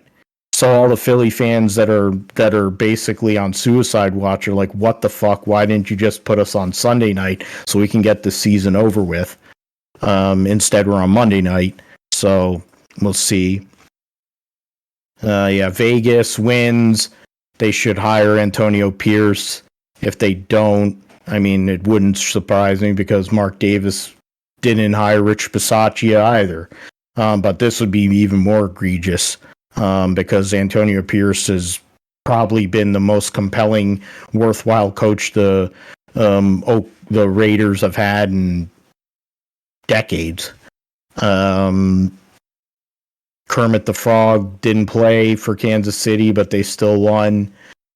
Green Bay wins over Chicago. It was ugly, but they got there and they get into the playoffs. Seattle wins, but wasn't enough. They get knocked out of the playoffs. The New Orleans Saints blow out the Atlanta Falcons. Jameis Winston audibles on a kneel down to Jameson Williams or no, that's wide receiver Jamal Williams. Yeah. Audibles to score a touchdown, and then Arthur Smith, in one of his last acts as the Atlanta Falcons head coach, goes and yells at Dennis Allen. And it's funny that Dennis Allen, there's signs in the Superdome of Fire Allen, and they somehow or another were winning games there. But Arthur Smith finally gets fired. He's like a big oaf version of Jeff Fisher with how bad of an offense he calls. The way that he completely neutered Bijan Robinson. I'm gonna have PTSD from that game. When we were playing against each other in the quarterfinals, and Bijan Robinson basically was not there. You drafted the guy 8 overall, and you're not giving him the ball. You have Kyle Pitts, who's one of the more athletic tight ends in the NFL. You're not giving him the ball. You're giving the ball to Jonnu Smith. And then you have Drake London, who's one of the best young wide receivers in the league, and you're not throwing him the ball. You have Desmond Ridder, who borders one at times as a NFL quarterback, and other times looking like he should be giving out Gatorade at the UFL. And then Taylor Heineke. I mean, what the hell are you doing? That is just so bad. I'm glad. I mean, and Arthur Smith's Daddy's Money character, anyways, his dad runs FedEx, so fuck him. He can go to hell. And what is likely the end of Bill Belichick's tenure in New England? I don't believe it's the end of his coaching career. I think he's going to get another gig with all the different openings that are there. There's 5 openings as of now. There's probably going to be at least 1 more or maybe 2 more. He gets blown out. First time in 16 games they lose to the New York Jets. So Bob Saleh gets to leave on a positive note. It was a snow game, so there really wasn't a whole hell of a lot that happened there. Detroit goes and wins against Vikings. They lose Sam Laporta, though, to a knee injury. Not like out for the year, but it is a relatively serious injury, so something we're going to have to look out for the playoffs. And then Joe Flacco wasn't in. A lot of the guys for the Browns did not play, so Cincinnati took advantage of that and won. Tampa Bay, it won ugly and won the division. Carolina ends up locking up the number 1 pick, but oh yeah, that's right.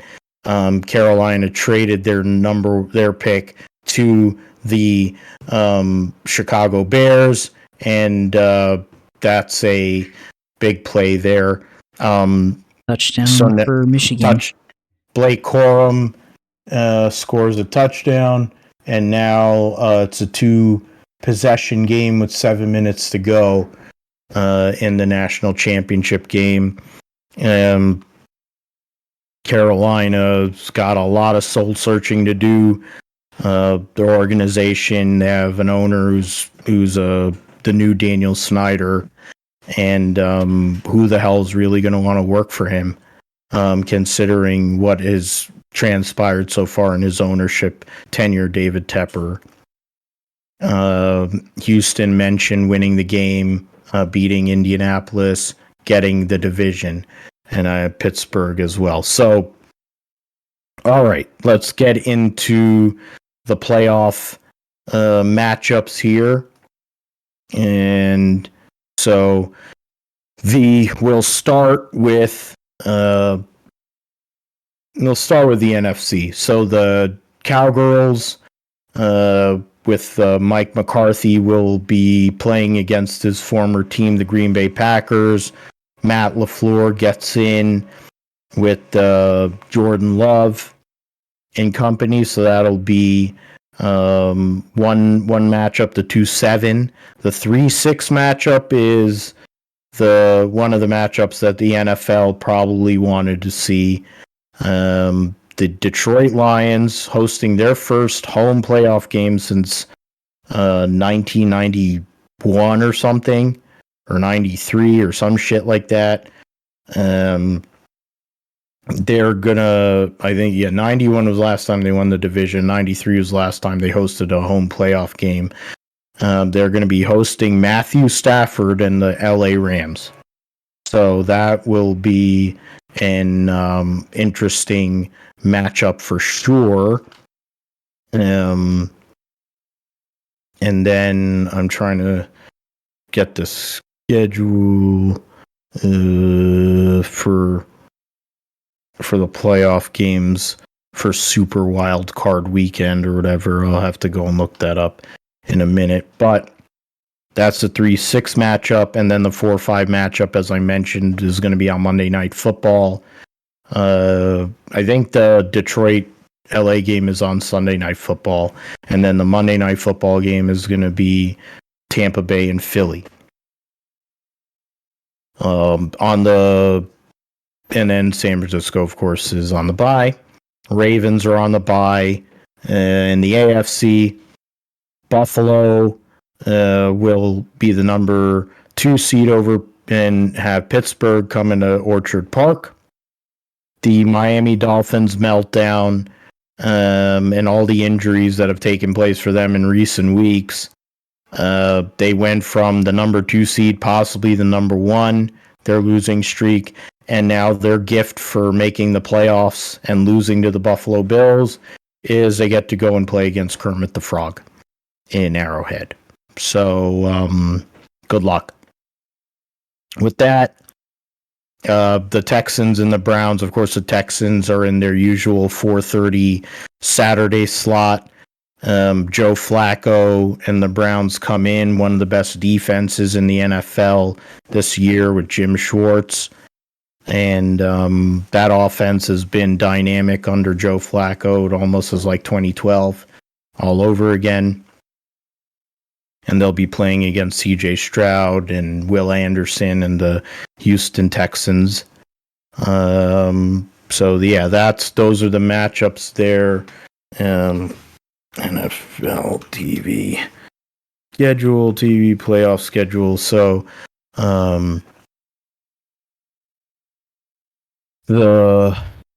Super Wild Card Weekend, Browns and Texans. Then at 4:30, then they'll have 8 o'clock. The Peacock streaming game will be Chiefs and Dolphins, right? Yeah, so that'll be that one. Steelers Bills will be the 1 o'clock game on CBS on Sunday. And then the Packers Cowboys game will be at 4:30. The Rams Lions at 8 o'clock on the 4:30 game on Fox. 8 o'clock game Sunday Night Football on NBC. And then the Monday Night Football game is Eagles and Buccaneers, as you said previously. So I guess we'll start with the Browns and the Texans. Personally, I like the Houston Texans because of DeMeco Ryans. I'm rooting for them. C.J. Stroud, for all the shit he took during the draft process, has played at a very high level. And he should be the offensive rookie of the year. I mean, it's basically between him and Puka Nacua for the offensive rookie of the year. So as Penix makes a big throw there. But that defense, the Cleveland defense, is really, really tough. And Joe Flacco has had a renaissance. I think it's going to be hard for Houston to fade that and stop that offense and then try to make plays against that defense, even though for as good as CJ Stroud has been this year. Personally, I think Cleveland will win that game and likely advance to play the Baltimore Ravens, which could manifest itself. I'm trying to manifest Joe Flacco and Cleveland beating the Baltimore Ravens in the divisional round, which would make me very happy. But we'll see what happens with that. What are you thinking, Josh, in regards to that game? Cleveland and Houston. Yeah. So I mean, we've already seen this game a couple weeks ago, albeit it was without CJ Stroud. The Texans were starting their backup QB because Stroud was out with a concussion, and of course Joe Flacco went on and had a game, and that was, I mean, go back to our fantasy. I had Flacco and Amari Cooper that week, and still wasn't enough to win because the guy I was facing had Breece Hall. But I mean, it's gonna be different because they obviously have a game. Both teams have a game of film against the other. They can go back and study and figure out how to improve. But I mean, really, this is gonna be an extension of Super Bowl picks. But I mean, I think I'm just gonna pick the Browns to go all the way. Like, this has been one of the more disgusting seasons that we've seen in the NFL. Not just because of the Jags, but just in general. With all the stuff that has happened this season in regards to QB play's been off the board across the league. Defensive play is up.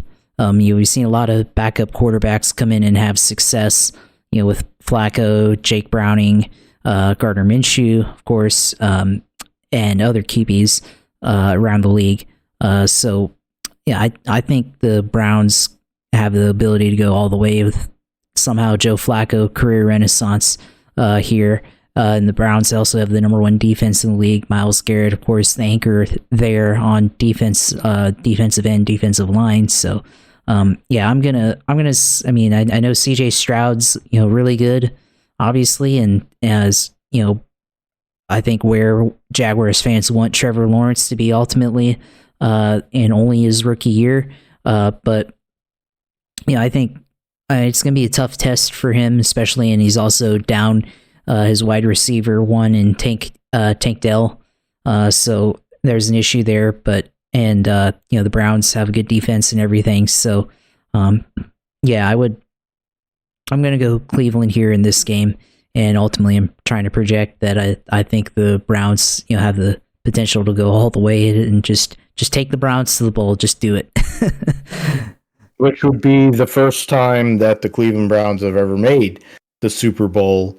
I know somewhere someone had said one of these shows talked about the Browns and the Lions making it, which would be two teams that have never made the Super Bowl playing against each other, which would be insane, especially when you consider the Cleveland and Detroit fan bases going to Las Vegas.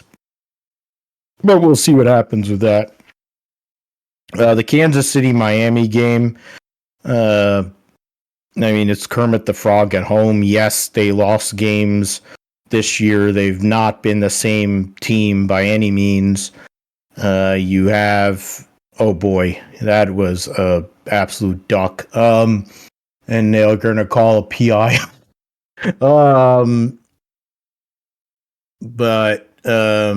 And Penix got nailed too, so they might go and call a personal foul as well on that. He's hurt. He got nailed I think he got nailed in the kidneys. But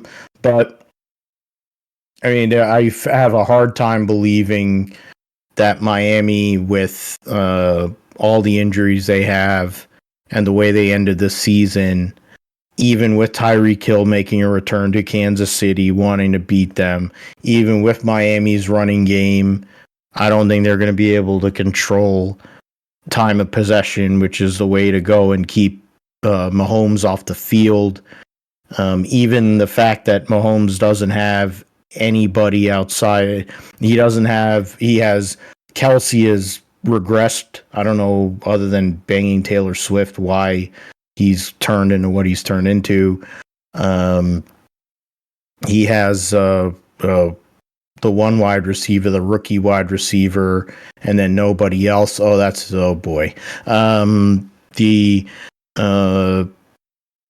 Chiefs, that defense, and that is the pick six. It almost was.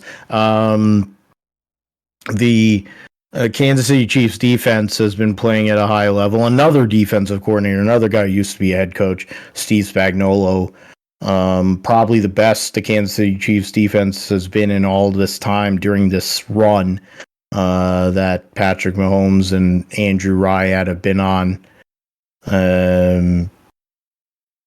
So the whole Harbaugh family's there. 4.5 minutes to go. Likely field goal at a minimum. Probably gonna, ice the game here. And honestly, Kansas City. I mean, Gavin is family, but I don't think they have it. I don't think they're going to be able to. Stranger things have happened. Teams that have been leaking oil go and somehow or another put it together. Baltimore Ravens, bringing up Joe Flacco, did that 12 years ago, and they just scored. That is it. Jim Harbaugh, for all the people that say that he can't win big games, he beat Alabama ugly, or they didn't say it was a score. He's down at the 1 yard line. Blake Corum. So they're going to do some sort of version of the bump and run, the tush push here with what's his face, McCarthy, and I put the game away. And so Kansas City, that's my pick. What are you thinking on that one, Josh? I mean, this one's a coin flip, honestly, because the Chiefs have been struggling this year on offense, like we said, and they've been struggling. The Andy Reid, we talked about Doug Peterson earlier, but Andy Reid coaching tree hasn't really been doing well this year as a whole, and we're seeing Mahomes look a lot. He's not getting away with the stuff that he's gotten away with, for most of his career now, and lacking wide receivers other than Travis Kelce and everything. And also on the other end, you have Miami, who has they have a good defense on some parts. Jalen Ramsey over there now, and on defensive line, they've had some injuries as well. Tua's kind of a question mark. I still feel like in some points, obviously they threw a pick that cost them the game last night against the Bills and everything. So, you got that, and then you have all the wide receivers, Tyreek Hill and everything. So this could be a shootout, or it could be a very low scoring game. But I'm going to say that the Chiefs ultimately end up winning this game. I think they will figure out enough to win the game at home. And I think the Miami Dolphins, even though they're kind of the 49ers light, I think they're not quite on the same level as the 49ers, even though maybe some of their players are maybe more dynamic than the players on the 49ers. So you might take Brock or Tua over Brock Purdy maybe, and maybe Tyreek Hill over Ayuk or Brandon or Deebo Samuel. But I think in other areas, I think the 49ers are a lot better team, and that's what they're kind of. I mean, you can see that they're trying to be the 49ers in terms of structure and roster construction and all that. But I think they're just not quite on that level, and that's why they've lost the games that they're in. That's why they're not playing at home, as a divisional champion, and that's why they're playing on the road. So I'm not really a Kansas City fan, and the whole Swift thing, is very annoying. I mean, as pretty as she is and all that stuff, it's overblown and all that. I mean, you can say that, I think, objectively and stuff, and everything, but I think she gets a playoff win for her boys. So and everything, and I do kind of want to see Mahomes go on the road, and that would be a rematch of the AFC Championship game from 2020 and 2021, so divisional round, but it would be in Buffalo this time, which will be a bit different environment than in Kansas City for sure. Yeah, that'll be cool to finally see Kermit the Frog play a road game going against one of his rivals in Josh Allen, Professor J, seeing if he can function for that long, because how much he's going to be marking out if that game actually happens, which I think is pretty likely. So that's Saturday. On Sunday afternoon, the Steelers and the Bills, game where the Bills have been nearly unbeatable, 7-1, faces Steelers 4 times, and he's gone 3-1.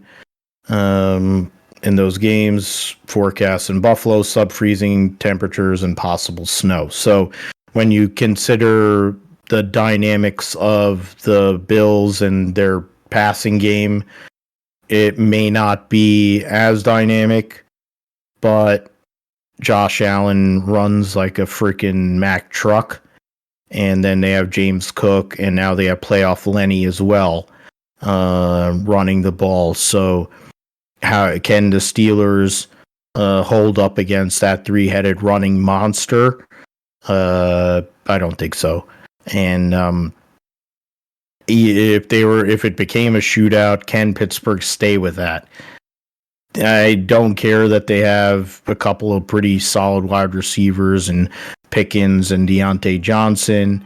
I know they have 2 running backs, but Mason Rudolph having to go on the road, play that game, Omar Epps against a longtime rival compatriot and Sean McDermott.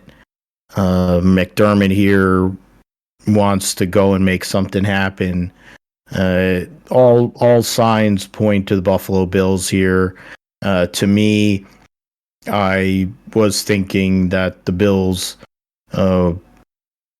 would be the pick out of the AFC, and I'm going to pick that. So I'll go and make a Super Bowl prediction here. The Buffalo Bills will be my choice. They'll win this game on Sunday afternoon, and they will also make it to Las Vegas. Josh, I'll go to you next here, and what are you thinking for that game? Yeah, I mean, I think, obviously I said Kansas City wins to go possibly play Buffalo in the playoffs, and I think Buffalo pulls this one out. I think, they figured something out, and, I think for once Josh Allen isn't the one winning the games on him, on his own. The Buffalo Bills, they finally found some balance. It looks like running the ball with James Cook. Pittsburgh Steelers obviously gifted into the playoffs by the virtue of Jacksonville losing. Obviously, Mike Tomlin's a tough coach, and he knows how to get what he can out of his teams and everything. But it's just hard to see a Mason Rudolph led team go into Buffalo and win a playoff game. But stranger things have happened. But just hard to see that take place. So I think this is an easy take here. So that's the AFC side. We'll swap over to the NFC, and the battle, the McCarthy Bowl. Mike McCarthy's Dallas Cowgirls.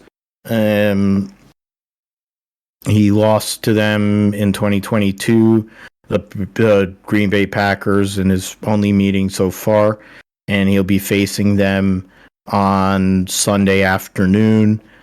It'll be what do you call, Matt LaFleur gets another playoff appearance. Jordan Love will make his first playoff appearance. They've got injuries in key areas. Their defense is basically non-existent. They're going to Dallas. Dallas is virtually unstoppable at home. They even get gifts from referees when they should have lost against Detroit. But Josh, you can go first. I'm going to let you go first on the NFC side. Let's say you on the number 2, the 2-7 matchup on the NFC side. Yeah, I mean this is an interesting one because the Green Bay Packers they've been ascending actually, and it's kind of a surprise, but they've kind of come on as of late. And Dallas is another one of those middle teams that can 1 week they can look really good, and the next one they look completely at the lunch. And we see all that against Buffalo. They came to Buffalo and lost, but then they go down. And then they went down into Florida and lost to the Dolphins. But then we've seen them take care of business, in other games. So this year, but I think McCarthy loses to his former team in Dallas and loses his former team in Green Bay. So I think Jordan Love pulls it out. Matt LaFleur goes in there and puts an excellent game plan together, and they run the ball with Aaron Jones against the Dallas defense and everything. I think it'll be a close game, but I think Green Bay comes out. I think they'll be the one wild card team on the NFC that comes out with the win. For a while I've thought that Green Bay, like in thinking about this game, I've been leaning Green Bay, but I'm going not because I believe in Mike McCarthy's coaching, because he is hacky, not because Dakota Prescott is clutch, which he's not. My thinking, and it's probably against my better judgment, is the way they play at home, the way that defense plays. Micah Parsons been talking so much trash all year, being a bitch ass on podcasts, but then when you have to actually make plays, he's nowhere to be found. Now you can make the case that he's getting held the same way as Nick Bosa does. Maybe not. But that defense against Green Bay, the Green Bay wide receiver core has been getting beaten up, a lot of injuries. So will Jordan Love have the time? Will Jordan Love be able to have enough weapons? The running game, I think, is a equalizer if they can go and get that going. But the Green Bay defense is atrocious. And that if you're gonna, Prescott's played at such a high level at home that if they're allowed to kind of just run roughshod, CeeDee Lamb has made a big step in his career. So I'm going against my, what I originally thought. I was thinking Green Bay, but I'm gonna go with the Cowgirls getting a victory, a rare playoff victory. Against the Green Bay Packers. So then the game, I think, which is probably the game of the week, the one that is going to get the most coverage, is the Fighting Dan Campbell's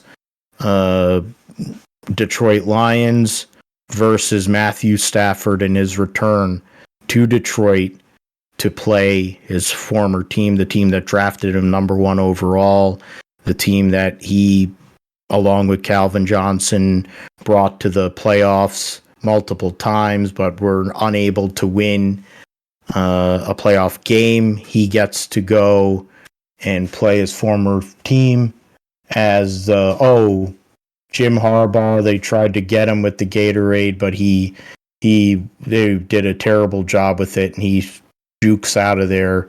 He still has moves in his 50s somehow, some way. He's getting held. Oh no, it's Sherrod.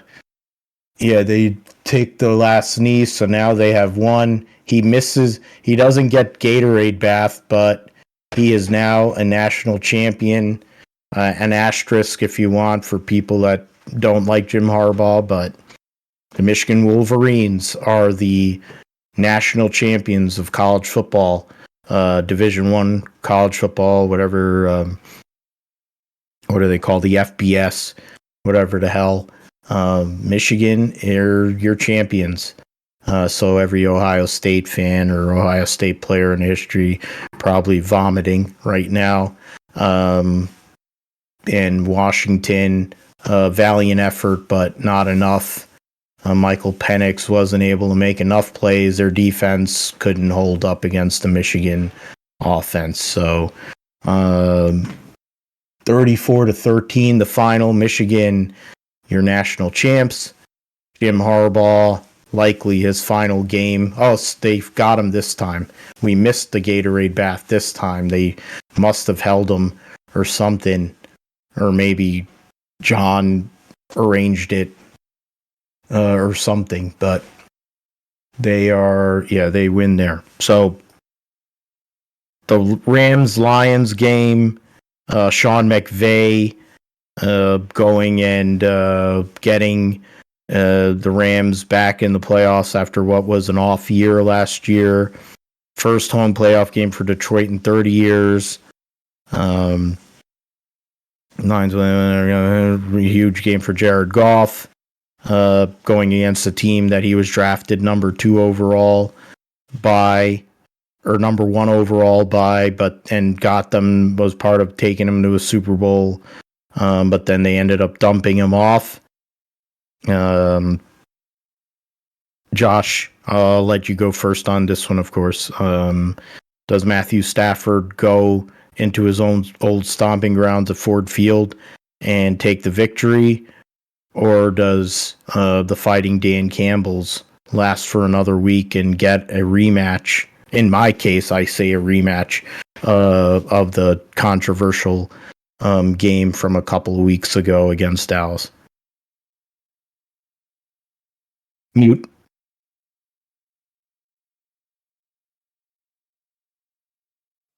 Yeah, sorry, I guess I made that mistake too. But no, I think Detroit pulls this one out. Los Angeles is an interesting one because we didn't really see Los Angeles really returning quite yet. Matt Stafford had a down year, but he's quietly had a really good year.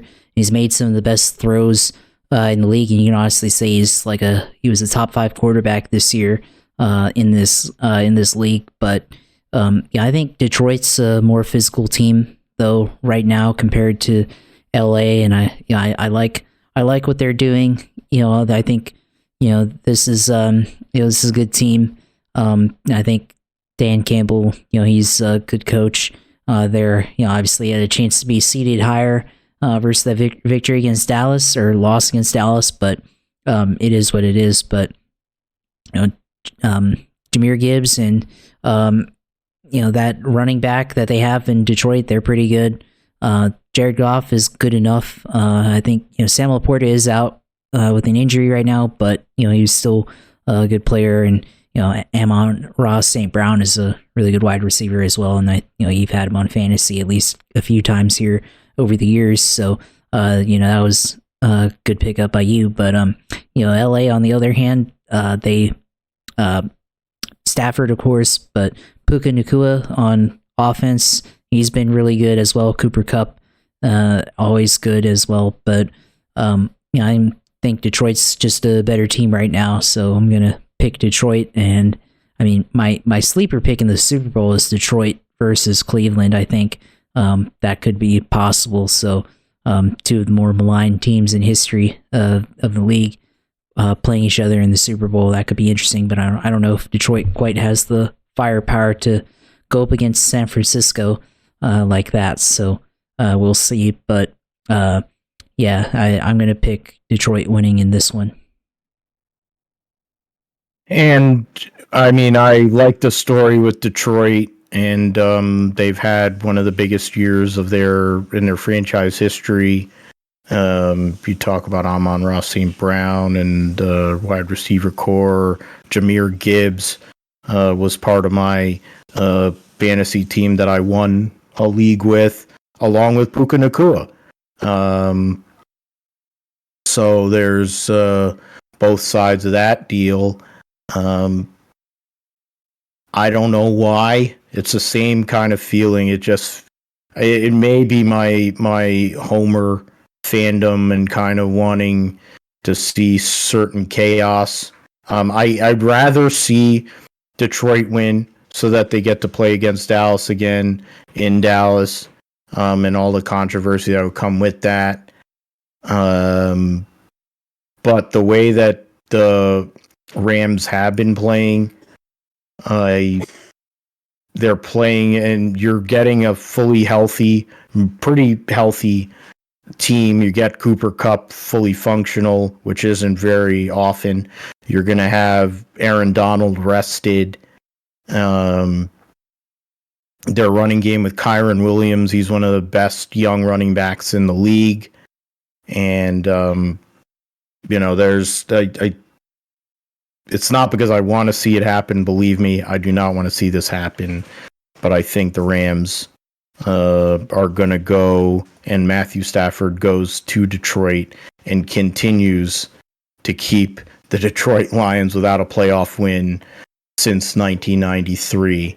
I am going to go and say the Rams, and in the process, well, in that case, the Rams would end up going to Dallas to play, and then in my case, and so yeah, I think that's what it is.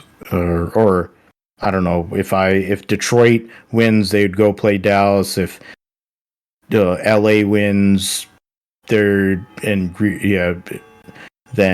they'd go to play San Francisco again, I think is how it is. So Phil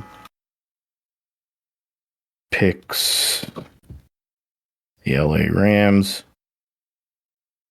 I'm trying to, that's what it is. Because if I pick, Dallas would, and the Rams and Dallas would end up playing, more than likely whoever wins they'd win whoever, or play against the 4-5 matchup. So let's go with that. Tampa Bay at home, winning the division for a third year in a row. They will host the Philadelphia Eagles, scuffling Philadelphia Eagles. Let's go with it. We brought up the Eagles multiple times during your what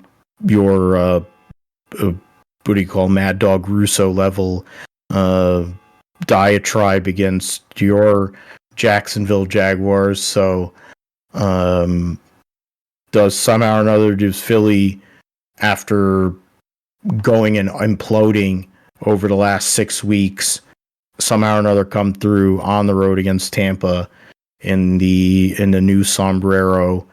Or does Baker Mayfield get a another playoff win? Because he did win a playoff game with the Cleveland Browns, lest we forget. Will he take the Tampa Bay Buccaneers to the second round of the playoffs? Ever since they won the Super Bowl, it's been pretty rare. Or they won the Super Bowl with Tom Brady, sorry. But other than that, and other than their other Super Bowl appearance when they won, playoff victories have been few and far between for the Tampa Bay Buccaneers franchise. But what say you on the Monday night game? Yeah, this is an interesting one because, for most of the year, the Eagles, they have not been, they were the number one team, and then San Francisco overtook them and everything. And, the Bucs, on the other hand, have kind of been win-loss, uneven throughout the season, but they found something late in the going. And, come to think of it, this is the second time in 2 years that the Eagles are going to be playing as the wild card team in Tampa.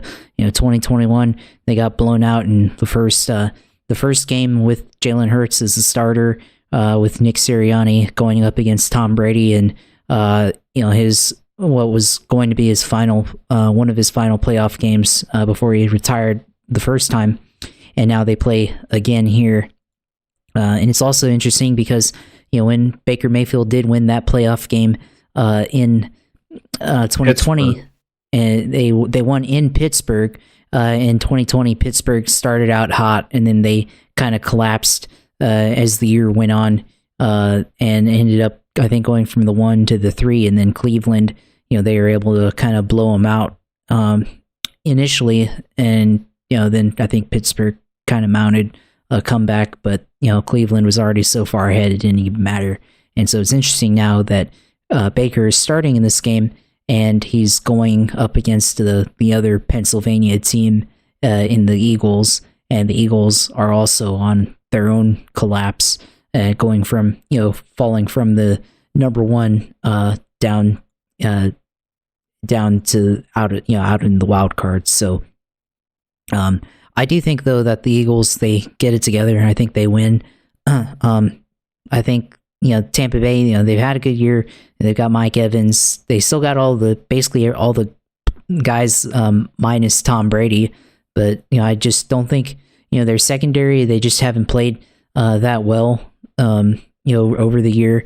Their rushing defense isn't that great either. So I think the Eagles finally figure it out, and they go and win a playoff game on the road to kind of salvage what the year has been so far.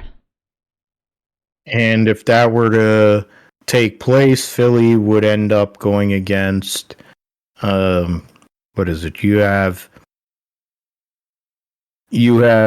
Green Bay, so yeah, Green Bay would end up going to San Francisco, and Philly would go to Detroit.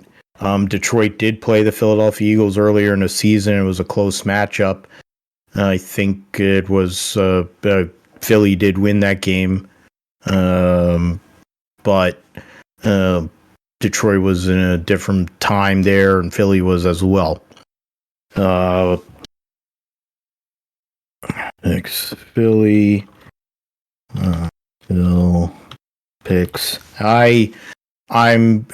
It works out here. So we were 3 for 3, agreed on all 3 on the AFC side, and we went up. We're going opposite on all 3 games in the NFC side.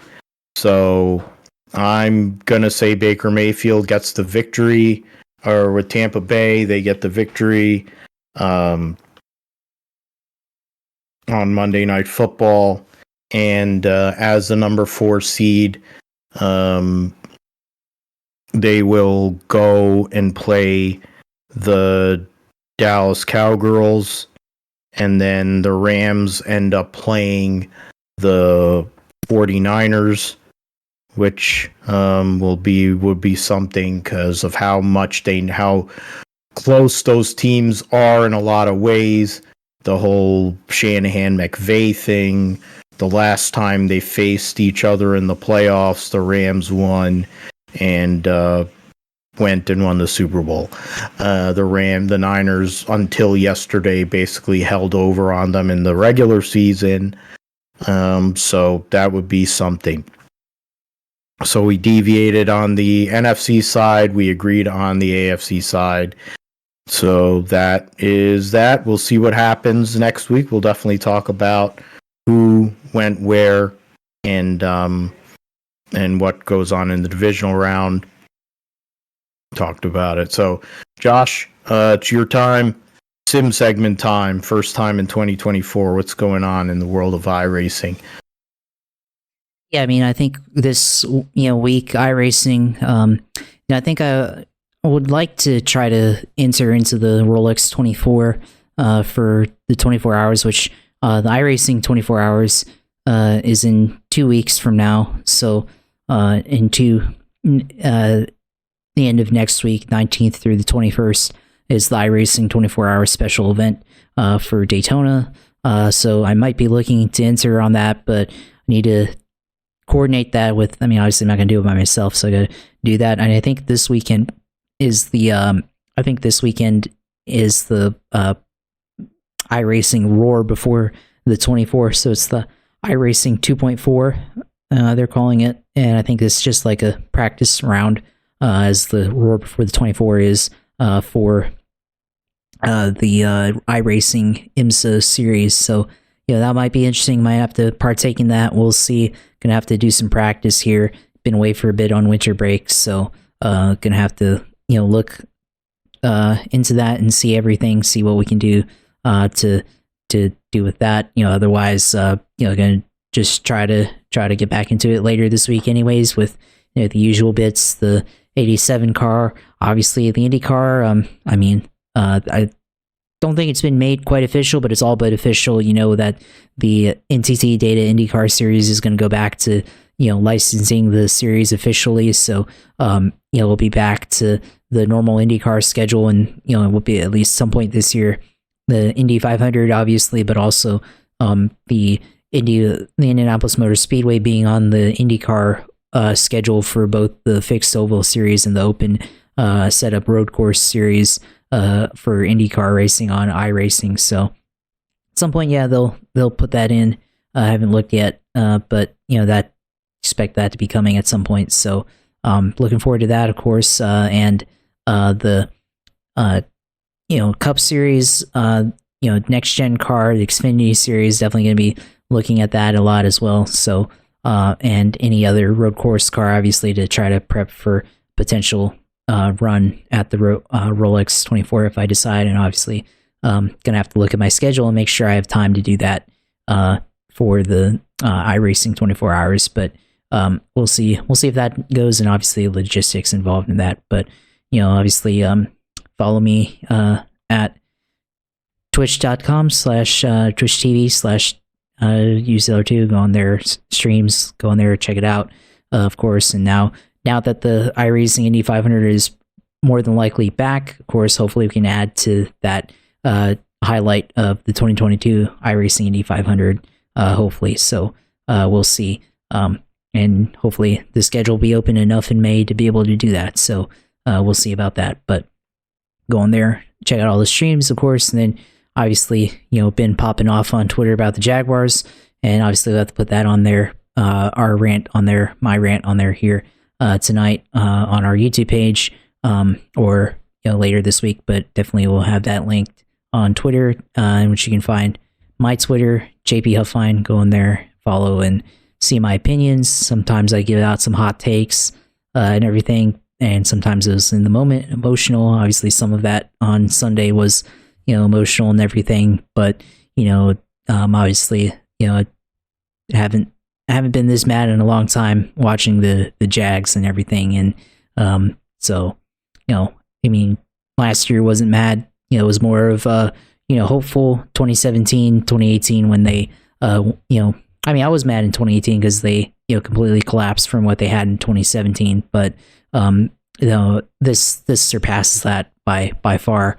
And the loss to the Patriots in 2017 in the AFC Championship game, that was more depressing than it was anger or anything like that. So follow me on Twitter and see all my takes on that. And obviously now that we're getting back into NASCAR, we'll have more takes on there for racing and everything, and all the other stuff. So follow on there, and obviously see our page at Gripship Podcast on YouTube, where we'll have our stuff on there, where you can see our rants and all our 200 episodes up until then, and all our episodes from here today, so, and this year on our YouTube page. So go on there and subscribe.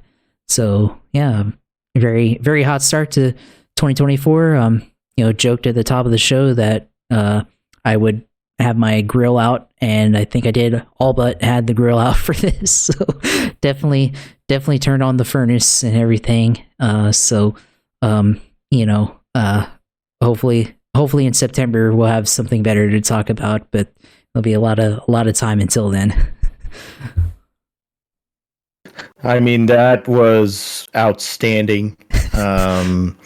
as I say, for all this is now 5 years, was 5th year we're doing this.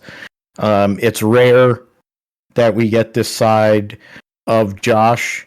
Thanks to the Jacksonville Jaguars for that. Good, bad, or indifferent. It was great. I don't know what happened there, but you can find me at PGMatthew28. You can find us at GripsForPod, both on Twitter. You can find me Philip G. Matthew28 on Insta. And on Facebook, we post on my Facebook page. It posts the show somehow. Find the show at philipgmatthew.com. And this is going to be hard. This is a great start to the year. I don't know how we're going to live up to that. Setting the bar high here in 2024 as I get closer to 40. 1 year away from that since Lewis Hamilton, Sir Lewis Hamilton had his 39th birthday yesterday. My cousin, my little brother, essentially, also shares that same birthday. And in 19 days from now, I'll be sharing a birthday with the great P.L. Newman yet again. God rest his soul. And I'll be turning 39. And considering how we started this in show here in 2024, we're gonna have to keep bringing the heat. So we'll definitely do that next week. Talk about the playoffs. NFL divisional round. We'll also talk about coaching, Black Monday updates. Jim Harbaugh, depends on what his decision's going to be. He might be coming back to the NFL with unfinished business, and what Michigan will do if that were to be the case, and a lot more. Anything that comes up in the world of racing. Rolex 24 is getting closer. The Chili Bowl, we'll see who ends up winning that race, and the Dakar Rally, give you the updates on that as well. So for Josh, I'm Phil. Thanks for listening to Grips for Podcast and for supporting us, liking and subscribe. And we'll see you next week.